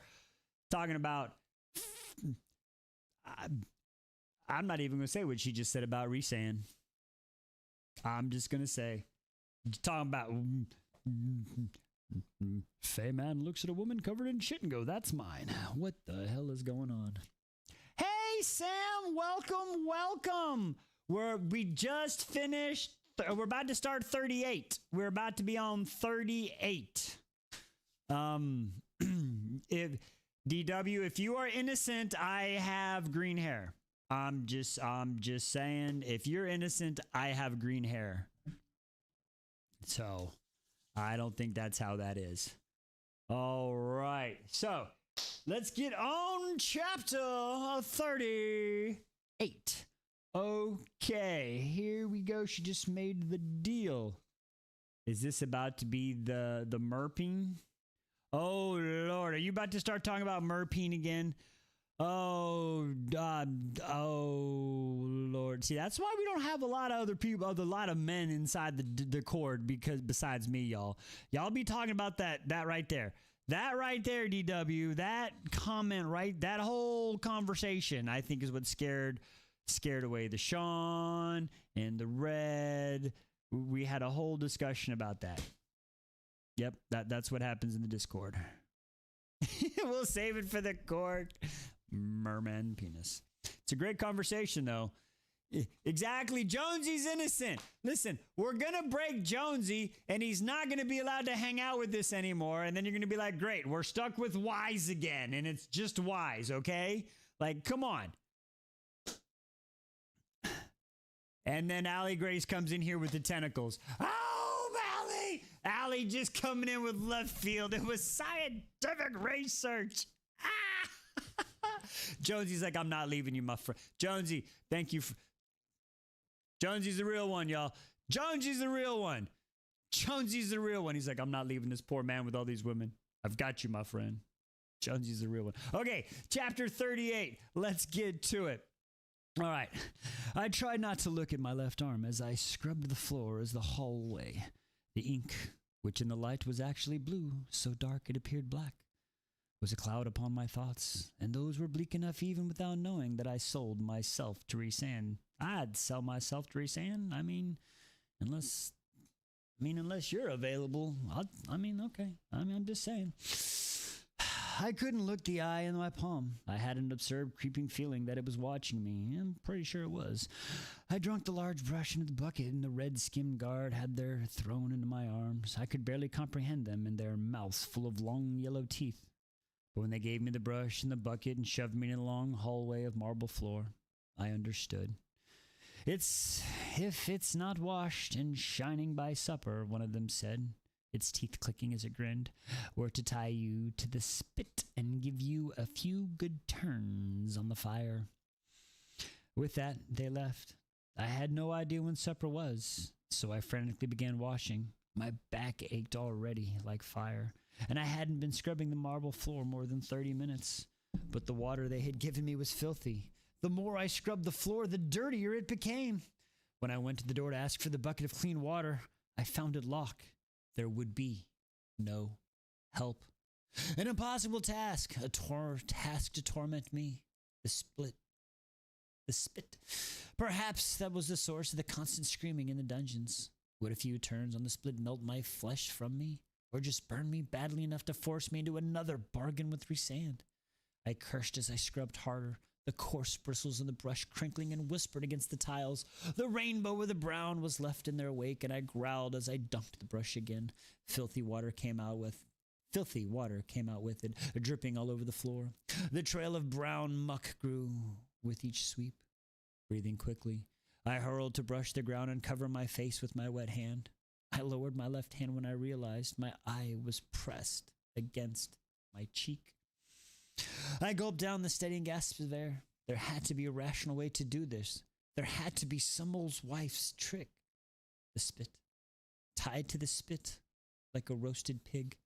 I grabbed the brush from where it had bounced away and scrubbed at the floor until my hands throbbed. I looked like something had spilled mud all over the place. The dirt was actually turning into mud the harder I scrubbed it. I'd probably wail and beg for mercy when they rotated me on that split. There had been red lines covering Claire's naked body. What instrument of torture had they come from? My hands trembled, and I set down the brush. I could take down a giant worm, but washing the floor, that was the impossible task.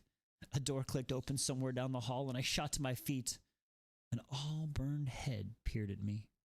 I sagged in relief. Lucian? Not Lucian. The face that turned toward me was female and unmasked.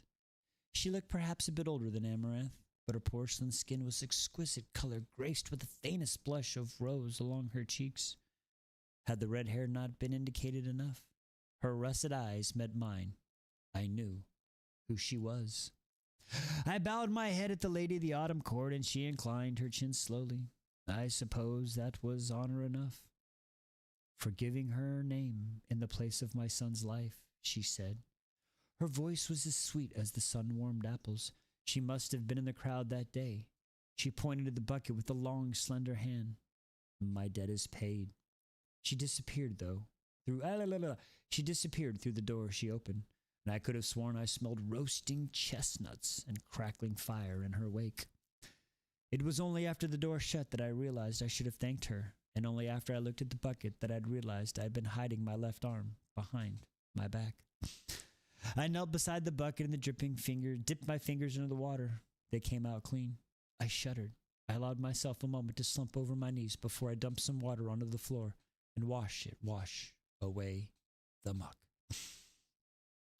To the chagrin of the guards, I had completed their impossible task, but the next day they smiled as they shoved me into the massive dark bedroom, lit by only a few candles, pointed to the looming fireplace. Servants spilled lentils in the ash, one of the guards grunted, tossing me a wooden bucket.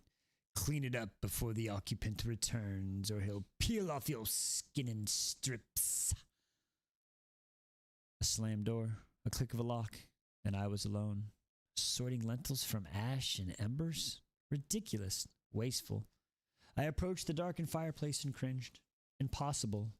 I glanced about the bedroom. No windows, no exits, save the one. No, thank you for the gifts. Appreciate you, Jonesy. I appreciate you for the heart. Thank you, thank you. I slammed the door. The click of the lock. I was alone. Sorting limbers from ash, ridiculous and wasteful. I approached the darkened fireplace and cringed. Impossible. I glanced about the bedroom. No windows, no exits, save the one. I'd just been clucked through.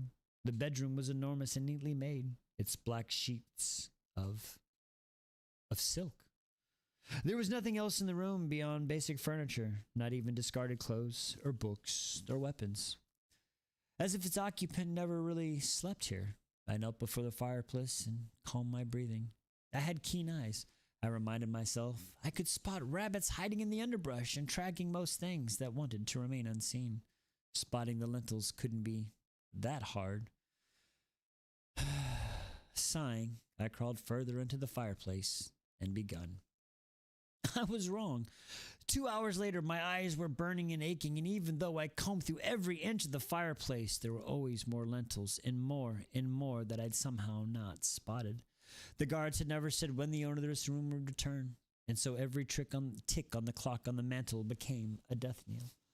Every foot outside the door causing me to reach for the iron poker leaning against the hearth of the wall. Amaranth never asked anything about fighting back, never said anything about fighting back. Never specific that I wasn't allowed to defend myself. At least I'd go down swinging. I picked through the ashes again and again. My hands were now black and stained. My clothes were covered in soot. Surely there couldn't be any more. Surely. The lock clicked, and I lunged for the poker as I shot to my feet. My back to the hearth and the iron rod hidden behind me.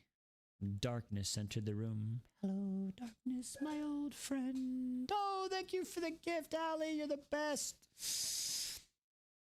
Darkness entered the room, guttering the candles in the snow-kissed breeze. I gripped the poker harder, pressed against the stone of the fireplace, even as the darkness settled in the bed and took familiar form.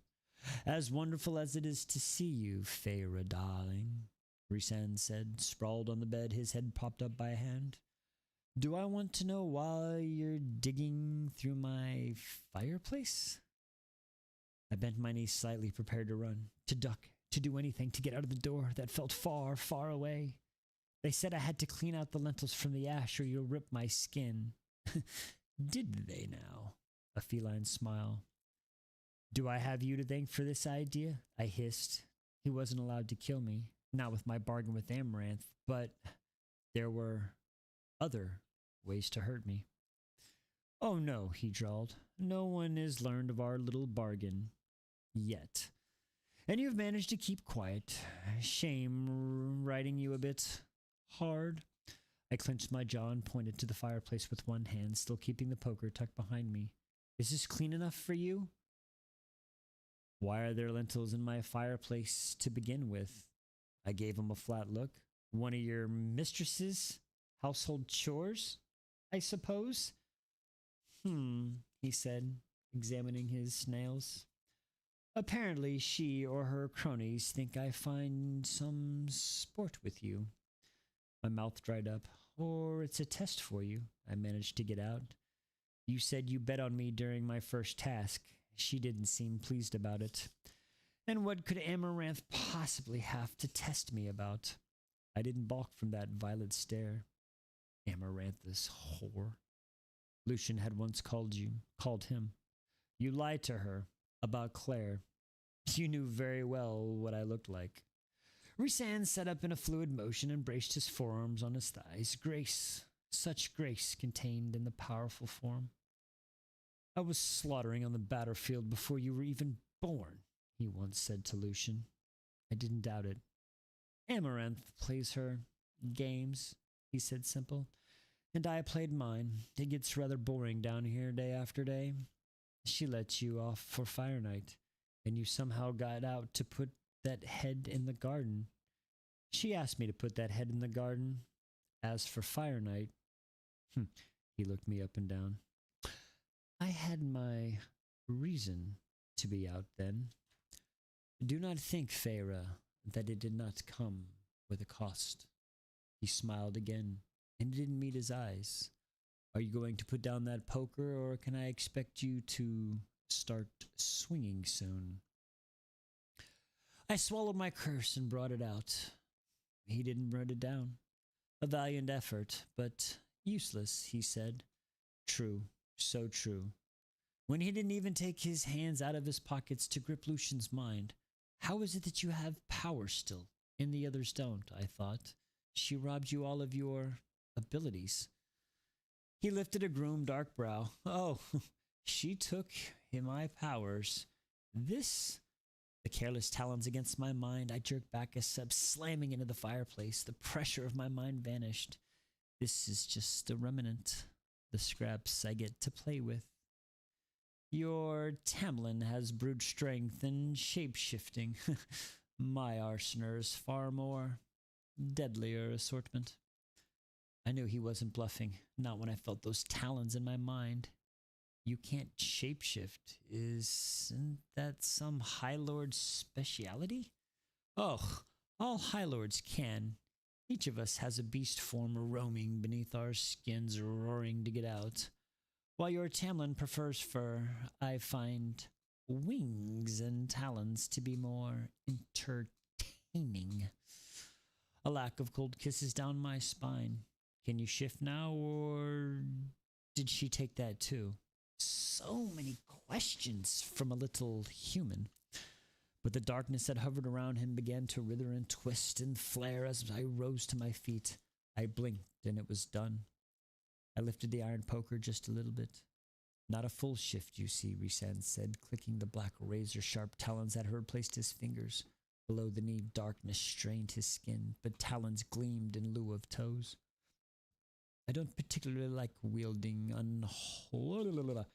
I don't particularly, like yielding wholly to my baser side. Ooh, the hiccups. Indeed, it was still Rhysand's face, his powerful male body, but faltering behind him were massive black membrous wings like a bat's, like the ACOTAR's. He tucked immediately behind him, but a single claw at the apex of each peeked over his broad shoulders, horrified, stunning the face of 1,000 nightmares and dreams. Again, that useless part of me stirred in sight, and the candlelight shone in the wings, illuminating the veins as the waves bounced off his talons. Did you need some, love? Oh, okay, sorry. I just wanted to get that sentence done. I just wanted to finish the paragraph, sorry. Oh, okay, love. Wander. All right, love you. Rhysand rolled his neck, and it all vanished in a flash. The wings, the talons, the feet, leaving only the male behind, well-dressed, unruffled. No attempts at flattery? I have made a very, very big mistake in offering my life to him, but I said, you have a high enough opinion of ourself already. I doubt that flattery of a little human matters much to you. He let out a low laugh that slid among my bones, warming my blood. I can't decide whether I should consider you admirable or very stupid for being so bold with a High Lord.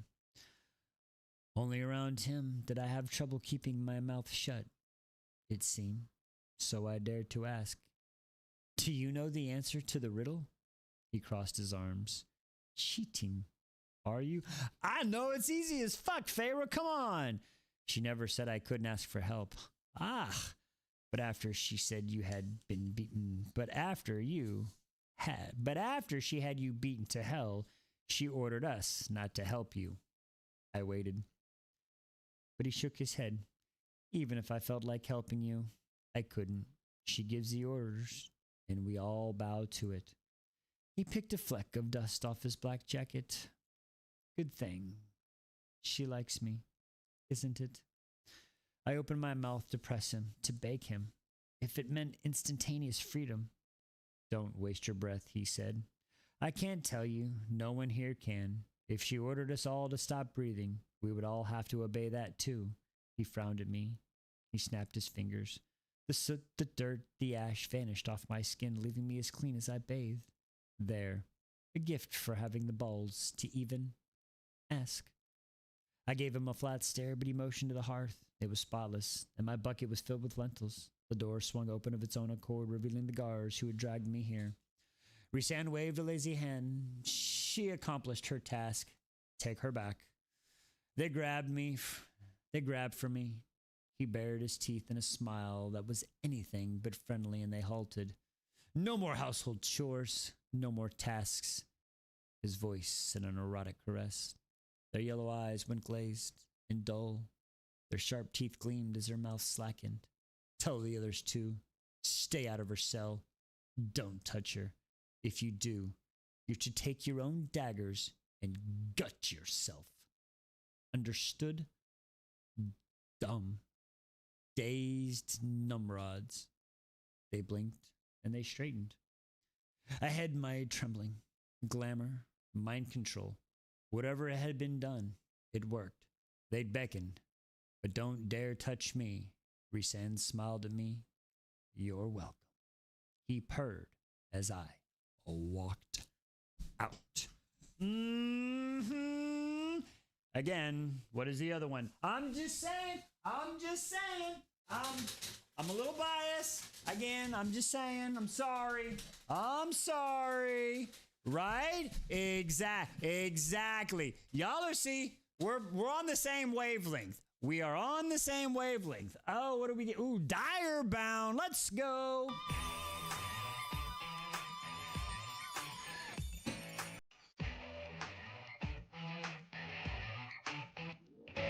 How bad can I be? Just doing what I'm saying. How bad can it be? I'm just doing shit. If you want to enjoy the shit, my brother. I'm just doing what I'm saying. What's up, Corgi? Thank you, DW.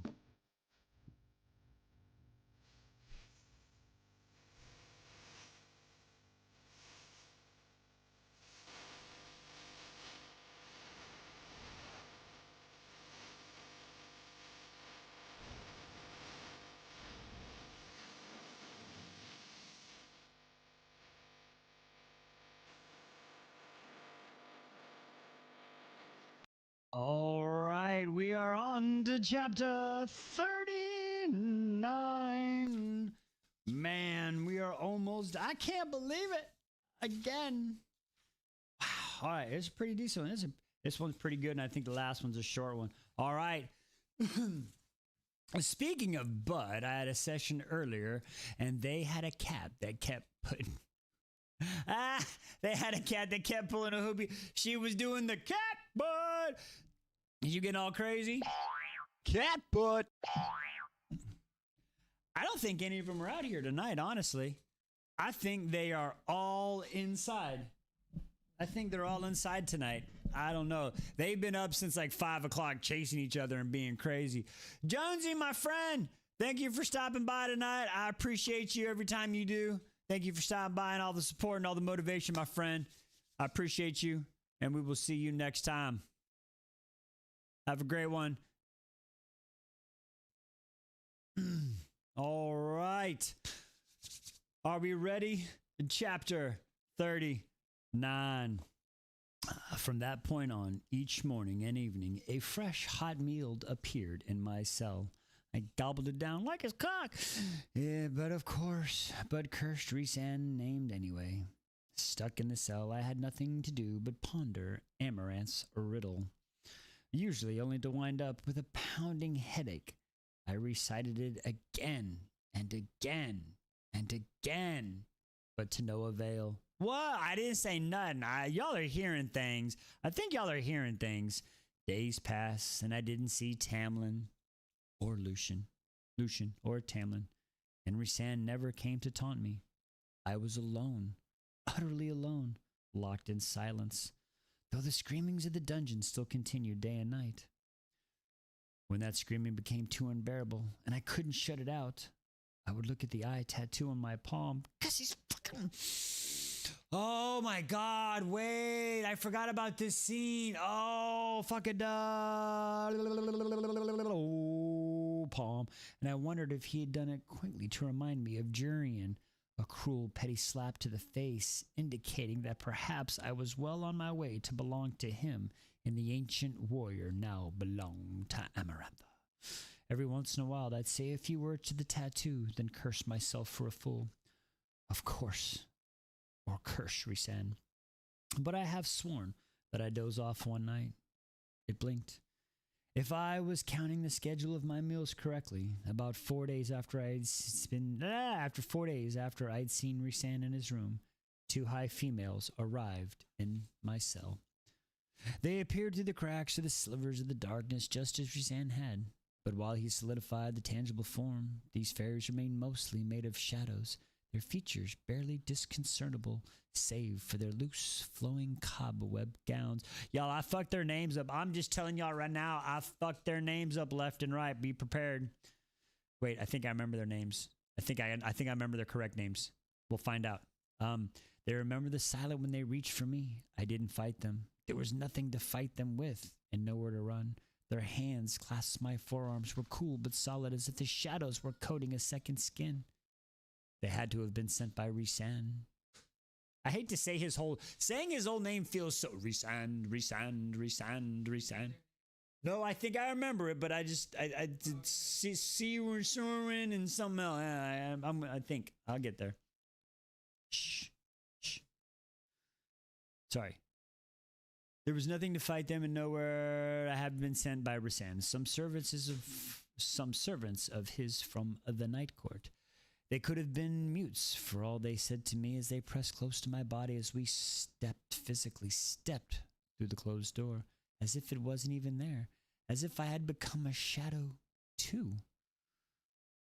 My knees buckled to the sensation, like spiders crawling down my spine, my arms as we walked through the dark, shrieking dungeons. None of the guards stopped us. They didn't even look in our direction. Were we glamored? No. More flickering darkness around the passing eye.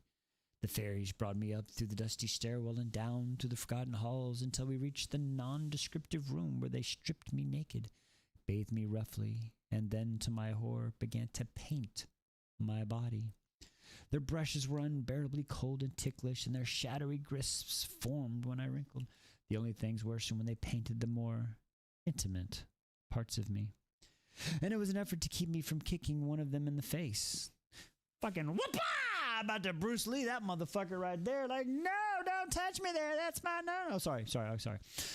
They offer no explanation of why or no hint of whether this was another torment sent by Amaranth. Even if I fled, there was nowhere to escape, not without damning Tamlin further. Fuck Tam. So I stopped demanding answers, stopped fighting back, and let them finish. That's what she said. And the neck up. I was regal. My face was adorned with cosmetics, rouge from my lips, a smearing of gold dust on my eyelids, kohl lining my eyes. My hair was coiled around a small golden diamond imbued with the lapis lazuli. But from the neck down, I was heathens, gods' plaything.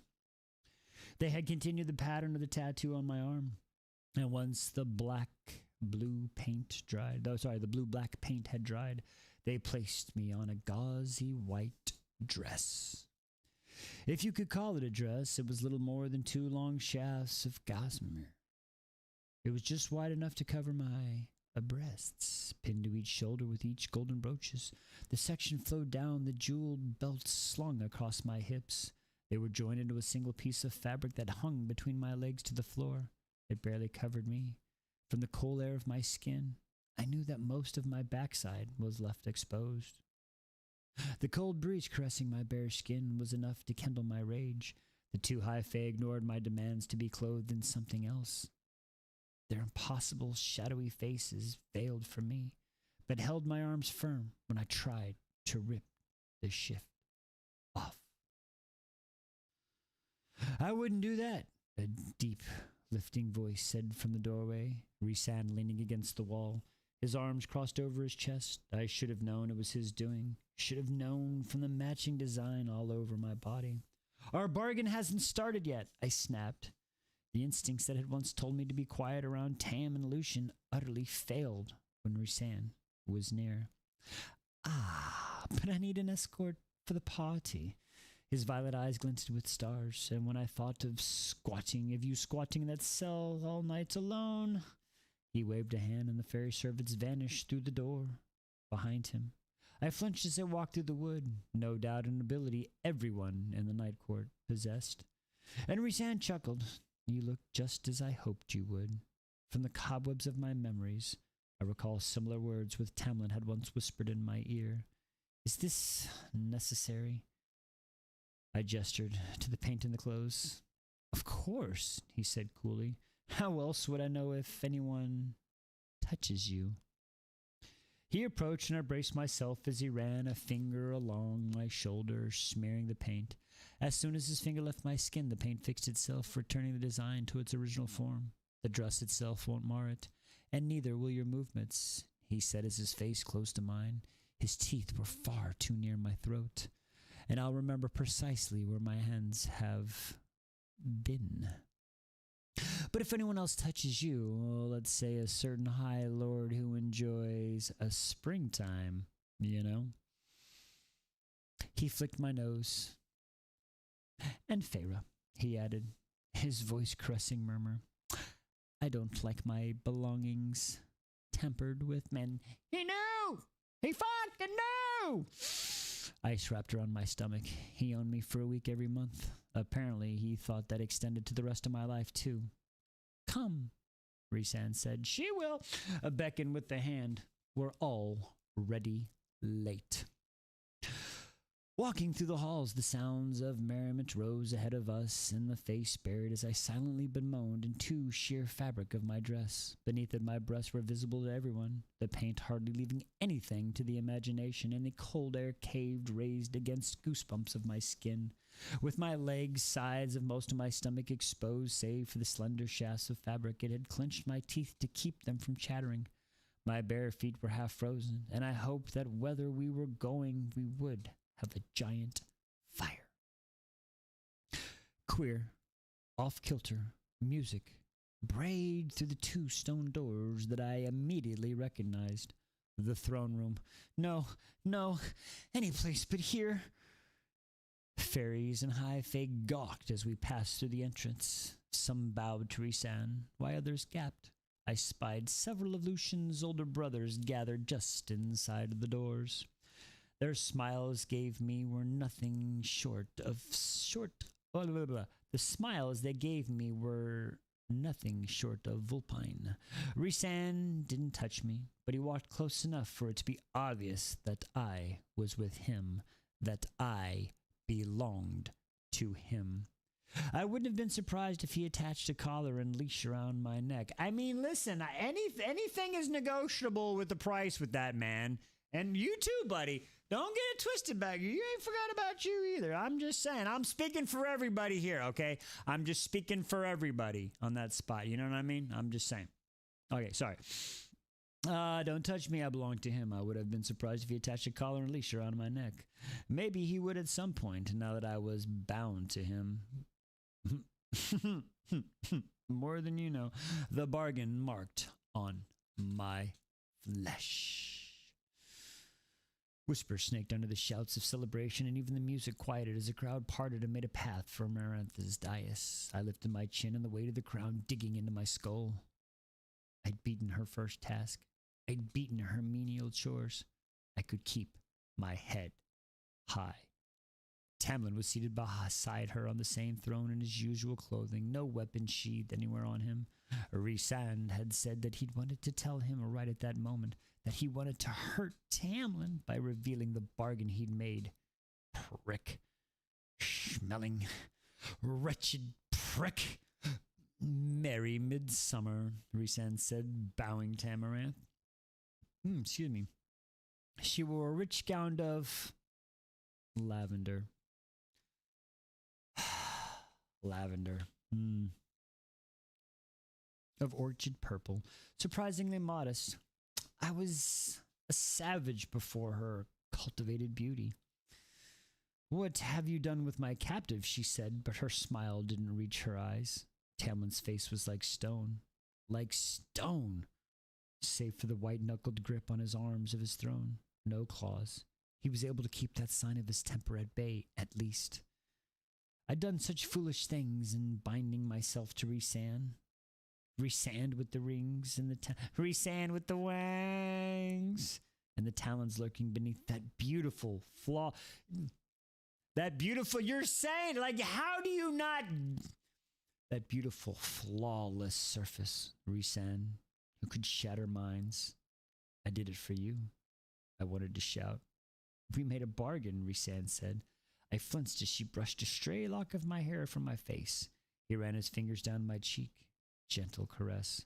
The throne room was all too quiet as he spoke the next words to Tamlin. 1 week with me at the Night Court.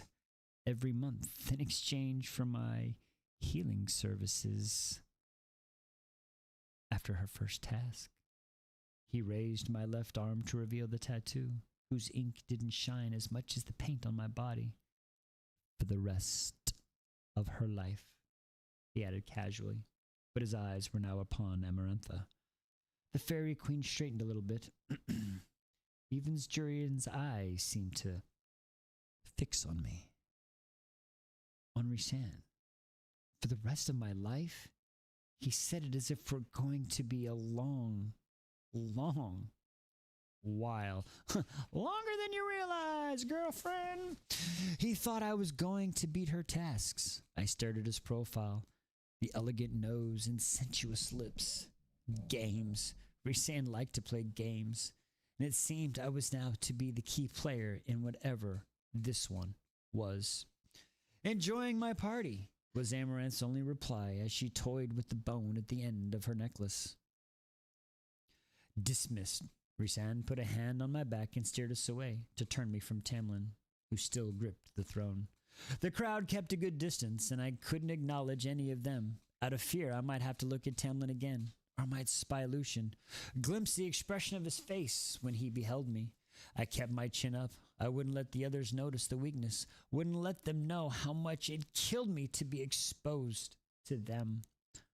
To have Rhysand's symbols painted over nearly every inch of my skin. Oh, he's going to paint you one day. To have Tamlin see me so debased. Rhysand stopped before the table laden with the exquisite foods. The high fae around it quickly cleared away. If there were any other members of the Night Court present, They didn't ripple with darkness the way Rysand and his servants did. Didn't dare approach him. The music grew louder enough to suggest they were probably dancing somewhere in the room. Wine? He said, offering me a goblet. Alice's first rule. I shook my head. You need some help? You need me to scooch over? There you go. This chick again. Farron, this chick again.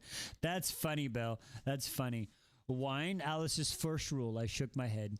He smiled and extended his goblet. Drink. You'll need it. Drink. My mind echoes. His fingers stirred, moving towards the goblet. No. Alice said not to drink the wine here. Wine that was different from that joyous, freeing solstice wine. No, I said. Some fairies were watching from the safe distance and chuckled. Drink, he said, and my traitor's fingers latched onto the goblet. I awoke in my cell, still clad in that handkerchief he called a dress. Everything was spinning so badly I barely made it to the corner before I vomited. Again. And again. When I emptied my stomach, I crawled to the opposite corner of the cell and collapsed. Sleep came fitfully as the world continued to twirl violently around me. I was tied to the spinning wheel going around and around and around. Needless to say, I was sick a fair amount that day. I just finished picking at the hot dinner that I had appeared moments before the door cracked and a golden fox face appeared with long, narrowed metal eyes. Shit, said Lucian. It's freezing in here. It was, but I was too nauseated to notice. Keeping my head up was an effort, let alone keeping the food down. I unclasped his cloak to sit around my shoulders.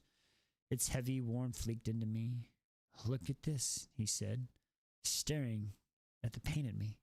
Thankfully, it was all intact, save for a few places on my wrist. Bastard! What happened? I got out, even though I truly wanted the answer. My memory was a dark blur of wild music. Lucian drew back. I don't think you want to know. I studied the few smudges on my wrists, marks that looked like hands that held me. Who did that to me? I asked quietly, my eyes tracing the arc of the spoiled paint. Who do you think? My heart clenched and I looked at the floor. Did Tamlin see it? Lucian nodded. Rhys was only doing it to get a rise out of him. Well, you get a rise out of something, all right. Did it work? I still couldn't look Lucian in the face. I knew, at least, that I hadn't been violated beyond touching my sides. The paint told me that much. No, Lucian said. I smiled grimly. What was I doing the whole time? So much for Alice's warning. Lucian let out a sharp breath, running a hand through his red hair. He let you dance for him most of the night, and when you weren't dancing, you were sitting on his lap. What kind of dancing? I pushed. Not the kind you were doing with Tamlin on Solstice, Lucian said, and my face heated. From the murkiness of my memory last night, I recalled the closeness of a certain pair of violet eyes that sparkled with mischief as they beheld me. In front of everyone? Yes, Lucian replied, more gently than I'd heard him speak to me before. I stiffened. I didn't want his pity. He signed and grabbed my left arm, examining the tattoo. What were you thinking? Did you not know I'd come as soon as I could? I yanked my forearm from him. I was dying. I had a fever. I was barely able to keep conscious. How was I supposed to know you would come? That you'd even understand how quickly humans can die at that sort of thing. You told me you hesitated the time with the Nagas. I swore an oath to Tamlin. I had no other choice. You think I'm going to trust you after everything you said to me at the manor?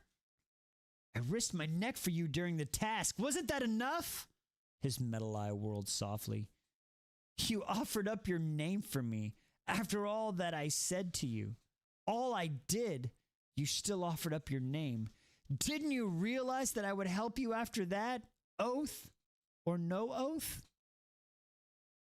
I hadn't realized it would mean anything to him at all.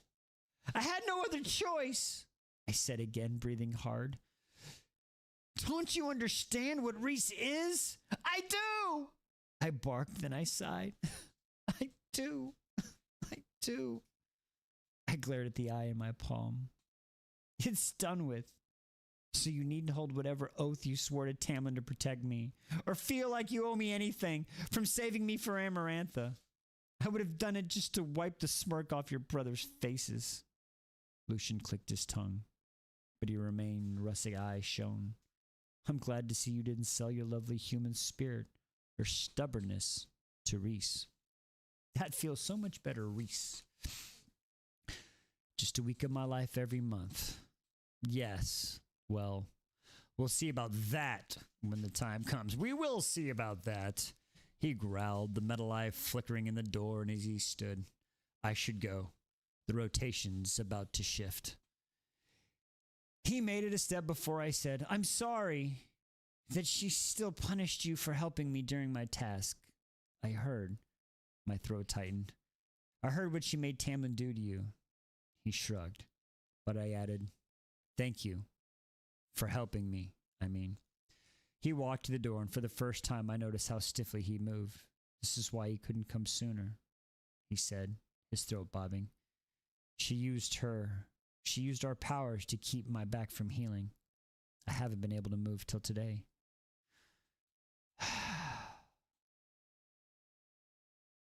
Poor Lucian. Breathing became a little difficult. Here, I said, removing his cloak and standing to hand it to him. The sudden cold sent goose flesh rippling over me. Keep it. I swept it off the dozing guard on my way here. In the dim light, the embroidered symbol of the sleeping dragon glimmered. Amarantha's coat of arms. I grimaced but shrugged it on. Besides, Lucian added with a smirk, I've seen enough of you through that gown to last a lifetime. I flushed as he opened the door. Wait, I said. Is Tamlin all right? I mean that spell Amarantha has him under to make him so silent? There's no spell. Hasn't it occurred to you that Tamlin is keeping quiet because he's a fucking chode to avoid telling Amarantha which form of torment affects him the most? No, I hadn't. He's playing a dangerous game, though, Lucian said, slipping out the door. We all are. The next night I was again washed, painted, and brought into the miserable throne room. Not a ball this time, just some evening entertainment, which it turned out was me. After I drank the wine, though, I was mercifully unaware of what had happened. Night after night, I dressed the same way and made to accommodate Rhysand to the throne room. Thus I became Rhysand's plaything. Yes, please, a harlot of Amaranth's whore. I woke up of vague shards of memories of dancing between Rhysand's legs as he sat in the chair and laughed, his hands stained blue from the places they touched on my wrists and arms, but somehow never more than that. He had me dancing until I was sick, and once I was done retching, told me to begin dancing again. I awoke ill and exhausted each morning, and though Rhysand ordered the guards to indeed had held, the nightly activities left me thoroughly drained. I spent my days sleeping off the fairy wine, dozing to escape the humiliation I endure. When I could, I contemplated Amarantha's riddle, turning over every word to no avail. And when I again entered that throne room, I was only allowed a glimpse of Tamlin before the drug of wine took hold. But every time, every night, just for that one glance, I didn't hide the love and pain that welled in my eyes when they met his. I had finished painting and dressing. My gossamer gown, a shade of blood orange that night when Rhysand entered the room. The shadow maids, as usual, walked through the walls and vanished. But rather than beckon me to come with him, Rhysand closed the door. Your second trial is tomorrow night, he said neutrally. The gold and silver thread in his black tunic shone in the candlelight. He never wore another color. It was like stone to the head. I'd lost count to the days. So? It could be your last, he said, and leaned against the door frame, crossing his arms. If you're taunting me into playing another game of yours, you're wasting your breath. Aren't you going to beg me to give you a night with your beloved? I'll have the night and all those ones after, when I beat her final task, Rhysand shrugged. Then the flesh grinned as he pushed off the door and stepped toward me. I wonder if you were this prickly with Tamlin when you were his captive. Ooh, he said captive here. He never treated me like a captive or a slave. No, and how could he? Not with the shame of his father and brother's brutality always weighing on him, the poor noble beast. But perhaps if he bothered to learn a thing or two about cruelty, about what it means to be a true High Lord, it would have kept the spring court from falling. Your court fell too, though sadness flickered in those violet eyes. Sadness flickered in those violet eyes. Rhysand's a bad guy. Anyway, I wouldn't have noticed if I had not felt it deep inside me. Felt what?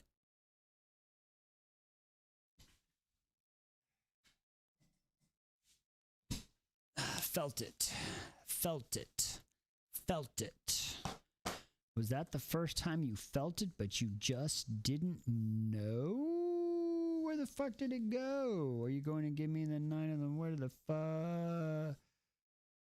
Your court fell too, and I felt it deep inside me. You're going to feel him deep inside you later, but it's not right now. Just not right now. All right, sorry. We're coming. I got to give my tabby marks. Read that again, please. Yes, yes, yes. All right, we'll do that part again. All right, here we go. It says, you're taunting me into playing another game of yours, aren't you? Wasting your breath. Aren't you going to beg me to give you the night with your beloved?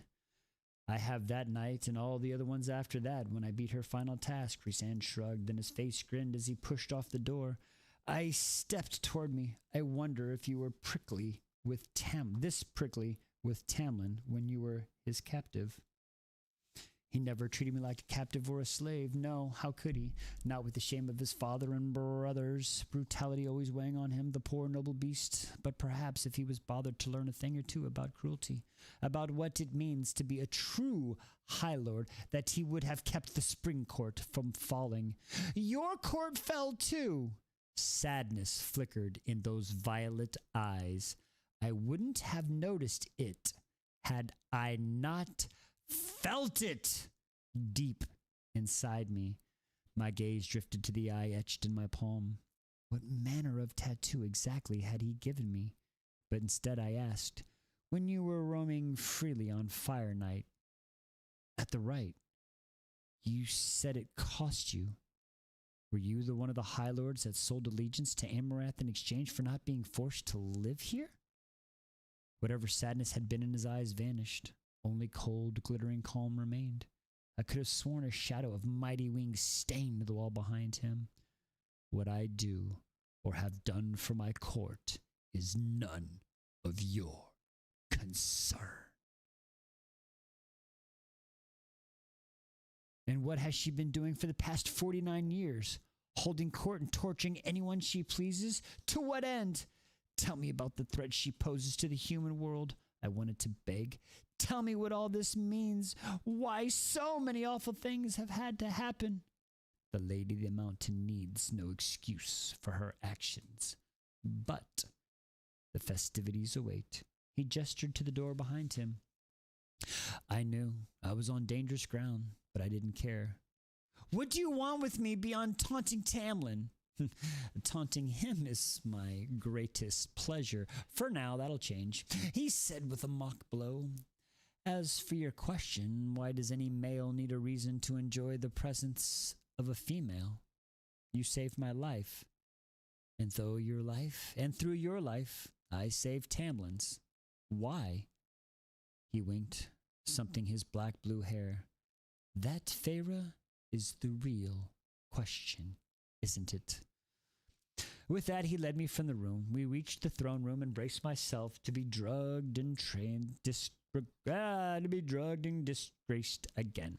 But it was Rhys the crowd looked at, Rhysand, whom Lucian's brothers monitored.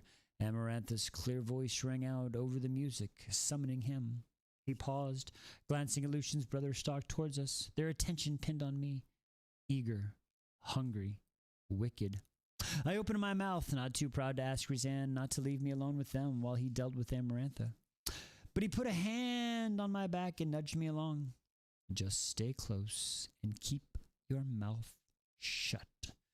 He murmured in my ear as he led me by the arm. The crowd parted as if we were on fire, revealing all too soon what was before us. Not us, I amended, but Rhysand. The light brown-skinned fey male was sobbing on the floor before the dais. Amarantha was smiling at him like a snake, so intently that she didn't even spare me a glance. Besides her, Tamlin remained utterly impassive. A beast without claws, Rhysand flicked his eyes to me, silent command to the edge of the crowd. I obeyed, and when I lifted my attention to Tamlin, waiting for him to look, just look at me, he did not. His focus wholly on the queen, the male before her. Point taken. Amaranth caressed her ring. I feel like I got a hair on. I got a nose hair. I might shave my mustache off, y'all. I think it's starting to get too big. I think I'm done with the mustache. I think we're going to save the mustache. I don't know. Sorry, where was I? Amaranth caressed her ring, watching every moment that Rhysand had made her approach. The summer long lording, she said, of the male cowering her feet. Trim the escape to the exit of the spring lands. I want to know why. There was a tall, handsome, high, pale male standing in the crowd's edge. His hair near whiting, eyes of crushing crystal blue, his skin of rich mahogany. But his mouth was drawn, his attention darted between Amaranth and Rhysand. I'd seen him before, during the first task, the High Lord of the Summer Court. Drab. If Amaranth had leached every last drop of him while she interrogated his subject. Rhysand slid his hand into his pockets and sauntered closer to the male on the ground. The summer fairy cringed, his face shining with tears. My own bowels turned watery. That's 3, ladies and gentlemen. That is our third. That is our third.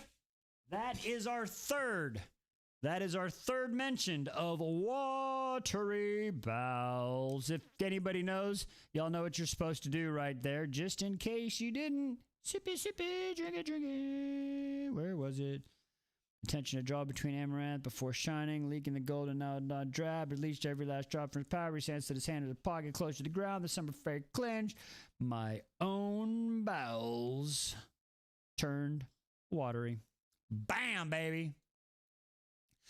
That is a great idea, Emily. Approved. I will do 3 watery bowel spins at the end of the chapter because that's where we're at so far. We are at 3 total. That's a great idea, Em. I like it. Picasso. Bam. Tagging purposes. Moving on. Okay, sorry. The crowd was breathless, too silent. His back to me. Rhysand's shoulders were loose. Not a stitch of coloring out of place. But I knew his talons had latched into the fairy's mind the moment the male stopped shaking on the ground. The High Lord of Summer had gone still, too. And it was pain. Real pain. And fear that shone in those stunning blue eyes. Summer was one of those courts that had rebelled. I remembered.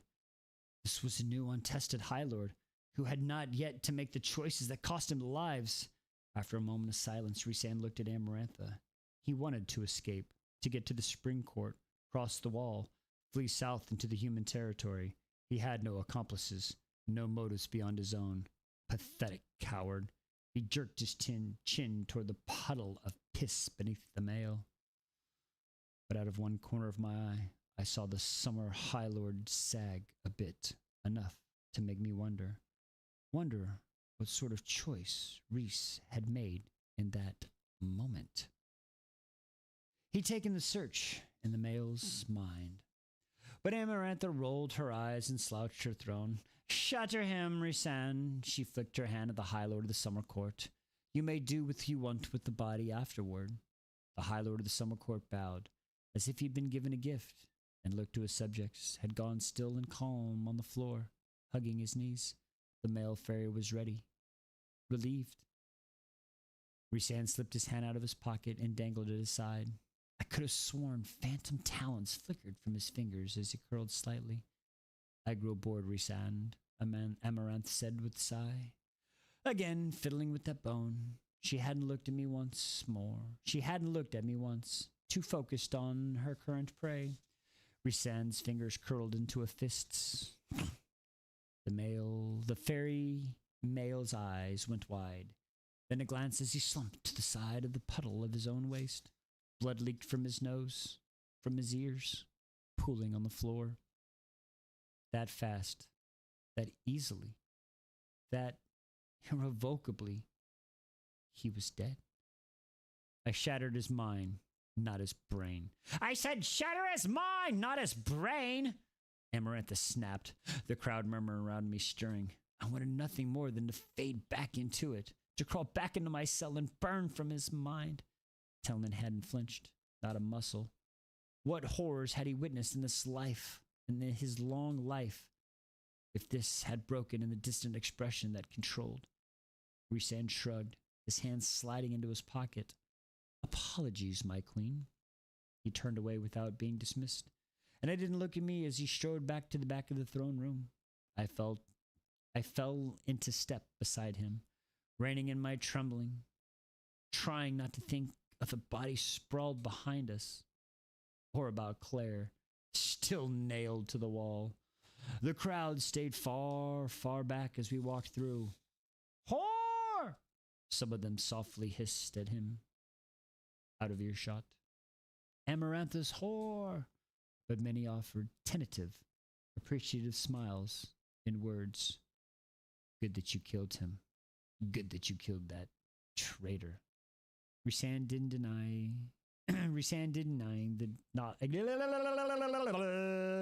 to acknowledge any of them, his shoulders still loose, his footsteps unhurried. I wonder whether anyone but he and the High Lord of the Summer Court knew that the killing had been a mercy. I was willing to bet that there had been others involved in that escape plan, perhaps even the High Lord of the Summer Court himself. But maybe keeping those secrets had only been done in aid of whatever games Rhysand liked to play. Maybe sparing the fairy male by killing him swiftly, rather than shattering his mind and leaving him drooling in a husk.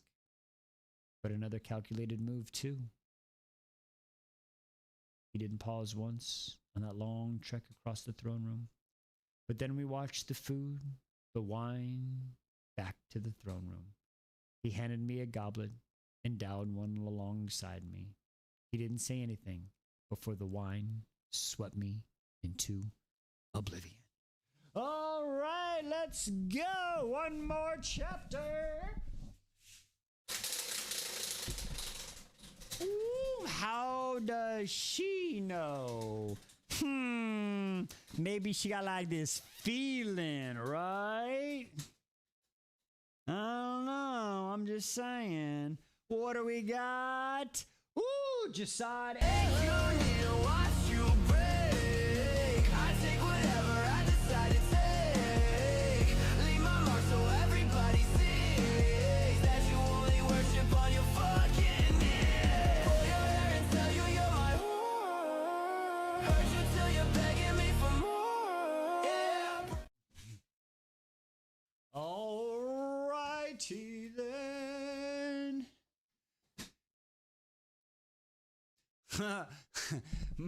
Are we talking about Mustache Gate again? We did. We tried. Remember, listen. I started with no facial hair, and then we did the facial hair, and then we had the accident with the facial hair, and now we apparently we like the facial hair. I think I just gotta trim it a little bit. I just got a little bit of trim. I don't know. All right, we got one more chapter tonight, folks. I don't think it's a long one, so hopefully y'all be able to make it through. Oh, no worries. Thank you for stopping by. We appreciate you. I know you are yes, you definitely did 10. It's like 5 or 6 in the morning where you're at. You should be definitely sleeping. Go to sleep. Thank you for stopping by. Oh, my Lord. What are you doing? All right. One more chapter for tonight. Watery bow. Oh, we still got the spins. Y'all want to do the spins now or you want to wait? Y'all want to do the spins now or do you want to wait? We can do the spins. I haven't forgot about them. Catzilla. Thanks for keeping me honest, though. We want to do them now or y'all want them at the end?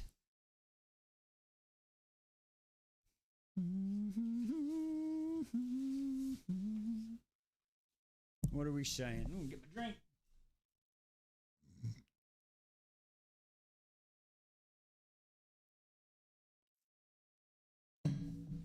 You're R&D, right damn now all at right. You saying right now, right damn now all at once?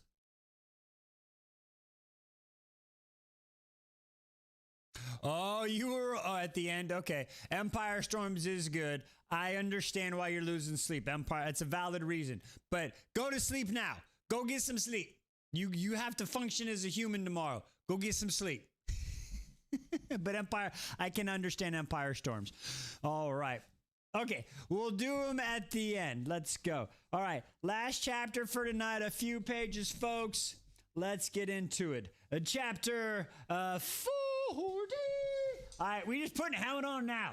We're putting it on now. Getting ready to go. Good night. Here we go. My second task arrived. Its teeth gleaming, the adder grinned at me as I stood before Amarantha, another cavern. Smaller than the throne room, but large enough to perhaps be some sort of old entertaining space. I had no decorations, save the gilded walls, no furniture. The queen herself only sat on a carved wooden chair, Tamlin standing behind her. I didn't gaze too long after the ACOTAR, who lingered on the other side of the queen's chair, its long, slender tail slashing across the floor. It only smiling to unnerve me. It was working. Not even gazing at Tamlin could calm me. I clenched my hands at my side as Amarantha smiled. Well, Feyre, your second trial has come. She sounded so smug, so certain that my death hovered nearby. I'd been a fool to refuse death in the teeth of the worm. She crossed her arms and propped her chin on a hand. Within the ring, Jurian's eye turned to face me, its pupil dilating at the dim light. Have you solved my riddle yet? I didn't deny the response. Too bad, she said with a mowl. But I'm feeling generous tonight. The ACOTAR chuckled, and several fairies behind me gave hissing laughs that snaked their way up my spine. How about a little practice, Amarantha said. I forced my face into neutrality. If Tamlin was playing indifferent to keep us both safe, so would I. But I dared to glance at my High Lord and found his eyes hard upon me. He was hard, all right. If I could just hold him, feel his skin for just a moment, to smell him, to hear him say my name. A sleight of hisses echoed across the room, dragging my gaze away. Amarantha upon frowning up at me, Tamlin from her seat. I hadn't realized we'd been staring at each other. The cavern, wholly silent. Begin, Amarantha snapped. Before I could brace myself, the floor shuddered, my knees wobbled, and I swung my arms to keep upright as the stone beneath me began sinking, lowering into a large rectangular pit. Some fairies cackled, but I found Tamlin stared again, and I held it until I was lower, so far down that his face disappeared beyond the edge. I scanned the four walls around me, looking at a door for any sign for what to come. 3 of the walls were made of a single sheet of smooth, shining stone, too polished and flat to climb. The other wall wasn't a wall at all, but an iron grate splitting the chamber in two, and through it. My breath caught in my throat. Lucian! Lucian lay chained in the center of the floor on the other side of the chamber, his remaining rusted eyes so wide that it was surrounded with white. The metal one spun as if set wild. The brutal scar was stark against his pale skin. Again, he was to be Amarantha's toy of torment. There were no doors, no ways for me to get to his side except to climb over the gate between us. It had such thick white holes that I could probably climb to it and jump to his side. I didn't dare. When the fairies began murmuring and gold clinked, had Rhysand bet me again? In the crowd, red hair gleamed, 4 heads of red hair. I stiffened my spine. I knew his brothers would be smiling at Lucian's predicament, but where was his mother? His father? Surely the High Lord of the Autumn Court would be present. Nah, he's a fucking chode. I scanned the crowd. No sign of them. Only Amarantha, standing with Tamlin at the edge of the pit peering in. She bowed her head to me and gestured with an elegant hand to the wall beneath her feet. Here, Feyre darling, you shall find your task. Simply answer the question by selecting the correct lever, and you'll win. Select the wrong one, to your doom, and there are only 3 options. I think I gave you an unfair advantage. She snapped her fingers, and something metallic groaned. That is, she added, if you can solve this puzzle in time. Not too high above, 2 giant encrusted grates. It dissembled. It dismissed as the chandelier began lowering, slowly descending toward the chamber. I whirled to Lucian. That was the reason for the gate cleaving behind the 2. So I would have to watch as he splattered beneath, just as I watched. So I would have to watch as he splattered beneath, just as myself was squashed. The spikes, which had been supporting the candles and torches, glowed red. Even from a distance, I could see the heat rippling off them. Lucian reached at his chains. This would not be a clean death. And then I turned to the wall Amaranth had gestured to. A lengthy inscription was carved into its smooth surface, and beneath it were 3 stone levels with the numbers 1, 2, and 3 engraved above them. I began to shake. I recognized only basic words, useless ones like the ones but and went. Hey, she's like me. Everything else went blur of letters I didn't know. Letters I'd have slowly sound out or research to understand. The spiked gate was still descending now, level with Amarantha's head, and would soon shut off any chance I stood of getting out of that pit. The heat from the glowing iron already smothered me, sweat to bead in my temples. Who had told her I couldn't read? Something wrong? She raised an eyebrow. I snapped my attention to the inscription, keeping my breath steady as I could. She hadn't mentioned reading as an issue. She would have mocked me more if she'd known about my illiteracy. Fate. A cruel, vicious twist of fate. The chairs rattled and stained, and Lucian cursed as he beheld what was before me. I turned to him, but when I saw his face, I knew he was too far to be able to read it out loud to me. Even with his enhanced metal eye, I could hear the question. I might stand a chance at solving it, but riddles weren't my strong point. I was going to be skewered by hot, burning spikes, then crushed on the ground like a grape. The grape now passed over the lip of the pit, filling it entirely. No corner was safe. If I didn't answer the question before the grape passed the levers, my throat closed up. I read and read and read, but no words came. That's what she said. The air became thick and stank of metal, not magic, but burning, unforgiving steel creeping toward me inch by inch. Answer it! Lucian shouted, his voice hissed. My eyes strung. The world was just a blur of letters, mocking me with their turns and their shapes. Their letters groaned as it scraped against the smooth stone in the chamber, and the fairy's whisper grew more frenzied. Through the holes in the grate, I thought I saw Lucian's eldest brother chuckle. Hot. So unbearably hot. It would hurt. Those spikes were large and blunt. It wouldn't be quick. It would take some force to pierce through my body, sliding down my neck as my back, and I stared at the letters, at the 1, 2, and 3 that had somehow become my life. 2 choices would doom me. 1 choice would stop the grate. I found the numbers in the inscriptions. It must be a riddle, a logic problem, a maze of words worse than any worm's labyrinth. Feyre, Lucian cried, panting as he started the ever-slowing spikes, the gleeful faces of the high fae and lesser fae sneering above me at the grate. 3. Grasshoppers.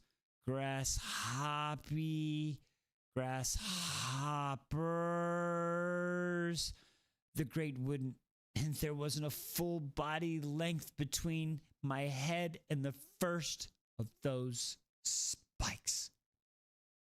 I could have sworn the heat devoured the air like the pit. War ba boo bow boon king sing bouncing. I should say my goodbyes to Tamlin. Right now, this was what my life amounted to. These were my last moments. This was it. The final breaths of my body, the last beating of my heart. Just pick one! Lucian shouted, and some of those in the crowd laughed. His brothers, no doubt, the loudest. I reached a hand in the lever and stared at the number 3, at the 3 numbers beyond my trembling, tattooed fingers. 1, 2, 3. They meant nothing to me beyond life and death. Chance might save me, but 2 was a lucky number because that was like Tamlin and me. Just 2 people. Ah! Stupidest shit I ever read. One had to be bad because one was like Amaranth or the ACOTAR, solitary beings. 1 was a nasty number, and 3 was too much. It was 3 sisters crammed into a tiny cottage, hating each other until they choked on it, until it poisoned them. 2! It was 2! I could gladly, willingly, frantic believe in the cauldron and faith that it would take care of me. Oh, girl, your faith sucks. I believed in 2. I reached for the second lever, but a binding pain racked my hand before I could touch the stone. I hissed, withdrawing. I opened my palm to reveal the slitted eye tattoo there. It narrowed. I had to be hallucinating. The gate was about to cover the inscription, barely 6 feet above my head. I couldn't breathe. I couldn't think. The heat was too much and the metal sizzed as I closed my eyes. I reached again for the middle lever, but the pain paralyzed my fingers. The eye had returned to an unusual state. I extended my hand to the first lever. Again, pain. I reached for the third lever. No pain. My fingers met the stone. I looked to find the grate not 4 feet from my head. Through it, I found a star-flicked violet gaze. I reached for the first lever in pain. When I reached for the third level, Rhysand's face remained a mask of boredom. Sweat slipped down my brow, stinging my eyes. I could only trust him. I can only give myself up again, forced to concede my helplessness. The spikes were so enormously up close. All I had to do was lift my arm above my head. I'd burn flesh off my hands. Feyre, please! Lucian moaned. I shook so badly that I could scarcely stand. The heat of the spikes poured down on me. The stone lever was so cold in my hand. I shut my eyes. Wait, I can't do that or I can't read. Unable to look at Tamlin, bracing myself for the impact, the agony. I pulled the third lever. Silence. The pulsing heat didn't glow closer. Then, a sigh. Lucian. I opened my eyes to find my tattooed fingers white-knuckled beneath the ink as they gripped the lever. The spikes hovered inches from my head, unmoving. Stopped. I had won. I had the great groan as it lifted towards the ceiling, cool air flooding the chamber. I gulped it down in uneven breaths. Lucian was offering up some kind of prayer. Oh, Hail Mary, full of grace, Father be the name. Thy kingdom come, thy will be done. I don't know the rest of the prayer. And kissing the ground again and again, the floor beneath me rose and was forcing me to release the lever that had saved me as I brought to the surface again. My knees wobbled. I couldn't read, and it almost killed me. I hadn't even won properly. I sank to my knees, letting the platform carry me and cover my face in my shaking hand. Tears burned just before the pain seared through my left arm. I would never beat the third task. I would never free Tamlin or his people. The pain shot through my bones again, and through my increasing hysteria, I heard the words inside my head that stopped me short. Don't let her see you cry. Put your hands at your side and stand up. I couldn't move. Stand. Don't give her the satisfaction of seeing you break. My knees and spine, not entirely of my own will, forced me upright. Not entirely of my own will. Does that mean he was helping her there too? Forced me upright when the ground stopped moving. I looked at Amarantha with tireless eyes. Good, Rhys told me. Stare her down. No tears. Wait until you're back in your cell. Amarantha's face was drawn and white, her black eyes like onyx as she beheld me. I had won, but I should be dead. I should be squashed, my blood oozing everywhere. Count to 10. Don't look at Tamlin.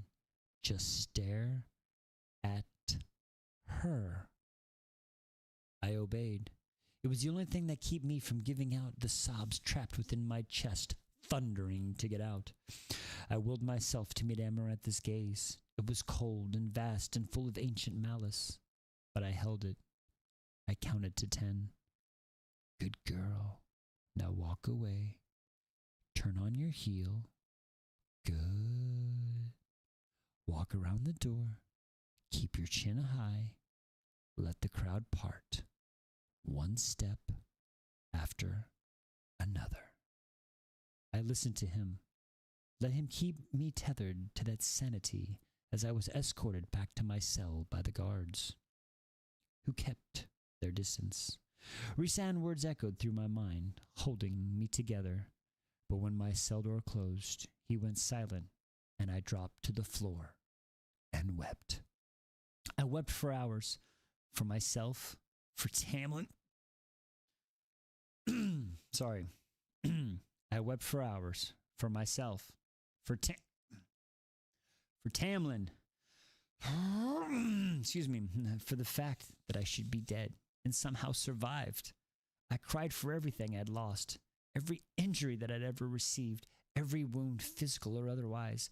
I cried for that trivial part of me, once so full of color and light, now hollow and dark and empty. I couldn't stop. I couldn't breathe. I couldn't beat her. She won today. She hadn't known it. She'd won. It was only by cheating that I survived. Tamlin would never be free. I would perish in the most awful ways. I couldn't read. I was an ignorant human fool. My shortcomings had caught up with me, and this place would be my tomb. I would never paint again, never see the sun again. The walls closed in, the ceiling dropping. I wanted to be crushed. I wanted to be snuffed out. Everything converged, squeezing inward, sucking out air. I couldn't keep myself in my body. The walls were forcing me out of it. I grasped for my body, but it hurt too much each time I tried to maintain the connection. All I had wanted, all I had dared want, was a life that was quiet, easy. Nothing more than that. Nothing extraordinary. But now, I felt the ripple in the darkness without having to look up, but didn't flinch at the soft footsteps that approached me. I didn't bother hoping that it would be Tamlin.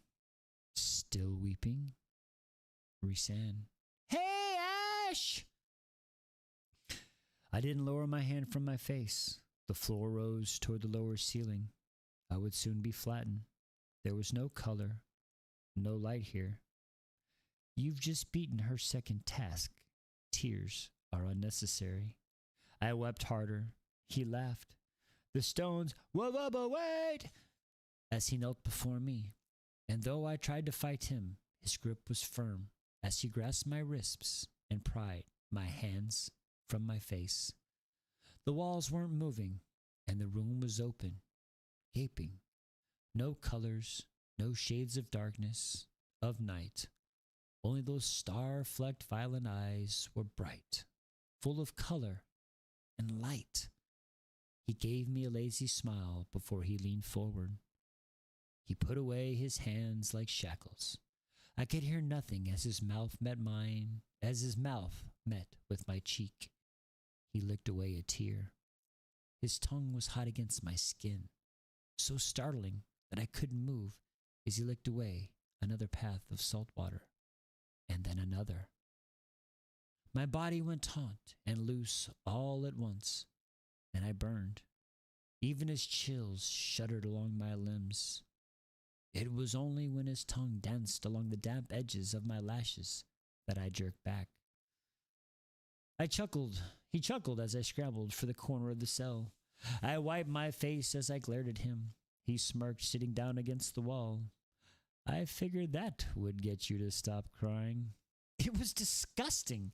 I wiped my face. What is? He quirked an eyebrow and pointed to his palm, to the place where my tattoo would be. Beneath all your pride and stubbornness, I could have sworn I detected something that felt differently. Interesting. Get out. What was that? What did that mean? What did that mean? I gotta pull that for further review. What the fuck does that mean? What? Whoa. What does that mean? Where did that go? Beneath all your pride and stubbornness, I could have sworn I detected something that felt differently. Interesting.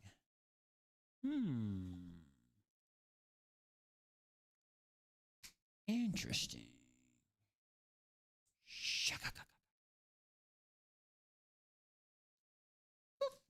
What? Get out! As usual, your gratitude is overwhelming. Do you want me to kiss your feet for what you did at the trial? Do you want me to offer you another week of my life? Not unless you feel compelled to do so, he said, his eyes like stars. It was bad enough that my life was forfeited to the Fey Lord, but to have a bond where he could now freely read my thoughts and feelings to communicate? Bitch tits, that ain't the bond, girlfriend. Oh, Lord Sunshine, my sweet summer child. Who would have thought that the self-righteous human girl couldn't read? Keep your damn mouth shut about it. Excuse me. Me? I wouldn't dream of telling anyone. Why waste that kind of knowledge on petty gossip? If I'd had the strength, I would have leapt on him. I bet you would have, and ripped him apart. You disgusting bastard. I'll have to ask Tamlin if this kind of flattery won his heart. He groaned as he stood, a soft, deep-throated noise that traveled along my bones. His eyes met with mine. He smiled slowly. I exposed my teeth, almost hissing. I'll spare you the escort duties tomorrow, he said, shrugging as he walked to the cellar door. But the night after, I expect you to be looking your finest. He gave me a grin that suggests my finest wasn't very much at all. He paused at the door, but didn't dissolve into darkness. I've been thinking of ways to torment you when you come to my court. I'm wondering, will assigning you to learn to read be as painful as it looked today? He vanished into shadow before I could launch myself at him.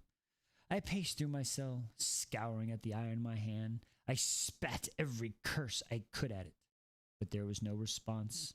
It took me a long while to realize that Rhysand, whether he knew it or not, had effectively kept me from shattering completely.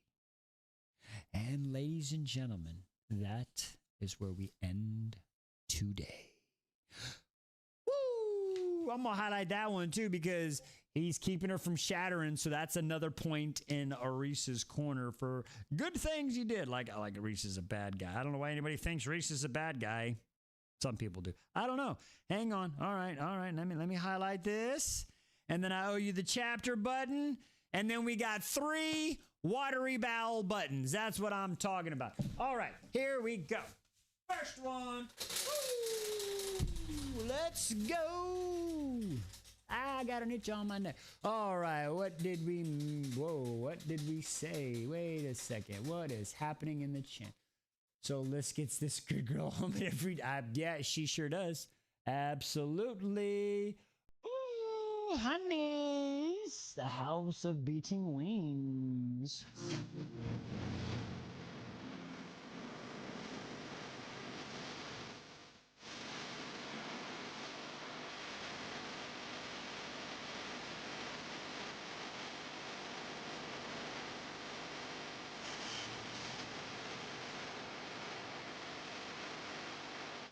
All right, next one coming up.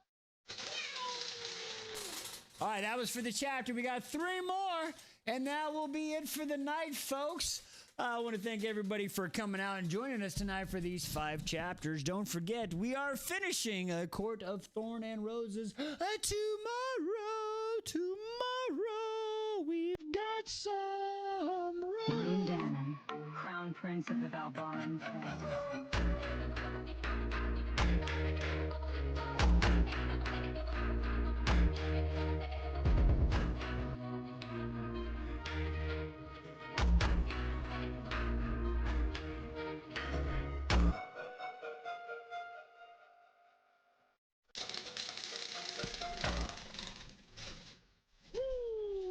All right, 2 more to go. This one and 1 more. Round and round it goes. Where the wheel of destiny stops, only it fucking knows. The buzzard!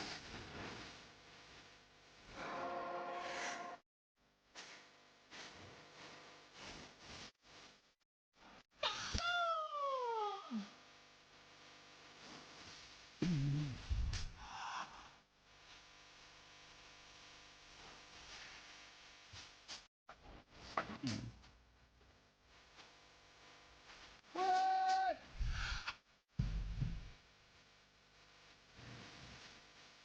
Oh, snap. All right, folks. Last wheel spin of the night. Calling him the buzzard is wild. He will always be the buzzard. Liz started it, actually. Blame Liz. She started it. Hey, y'all, look. Look, see, y'all notice the difference?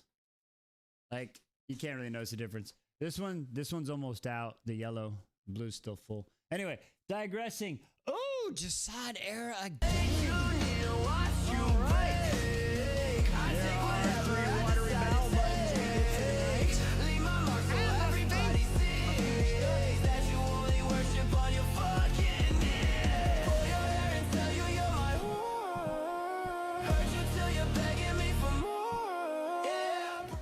All right, folks, that is our time for the night. I want to thank everybody for coming out here and hanging out with me and Lady Liz and everybody else tonight.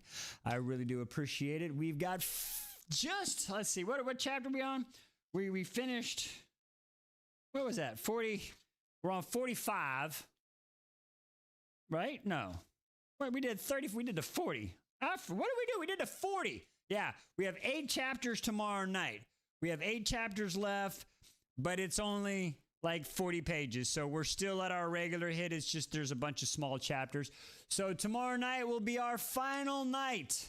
Okay, we started at 36:40. So yeah, we have 8 chapters. We have 8 chapters tomorrow, but they're short ones. So we will finish A Court of Thorns and Roses. I'll tattoo you in a minute if you really want. And then we start on A Court of Mist and Fury. I want to thank everybody for coming out, joining us with us, having fun, seeing the buttons and doing all the things.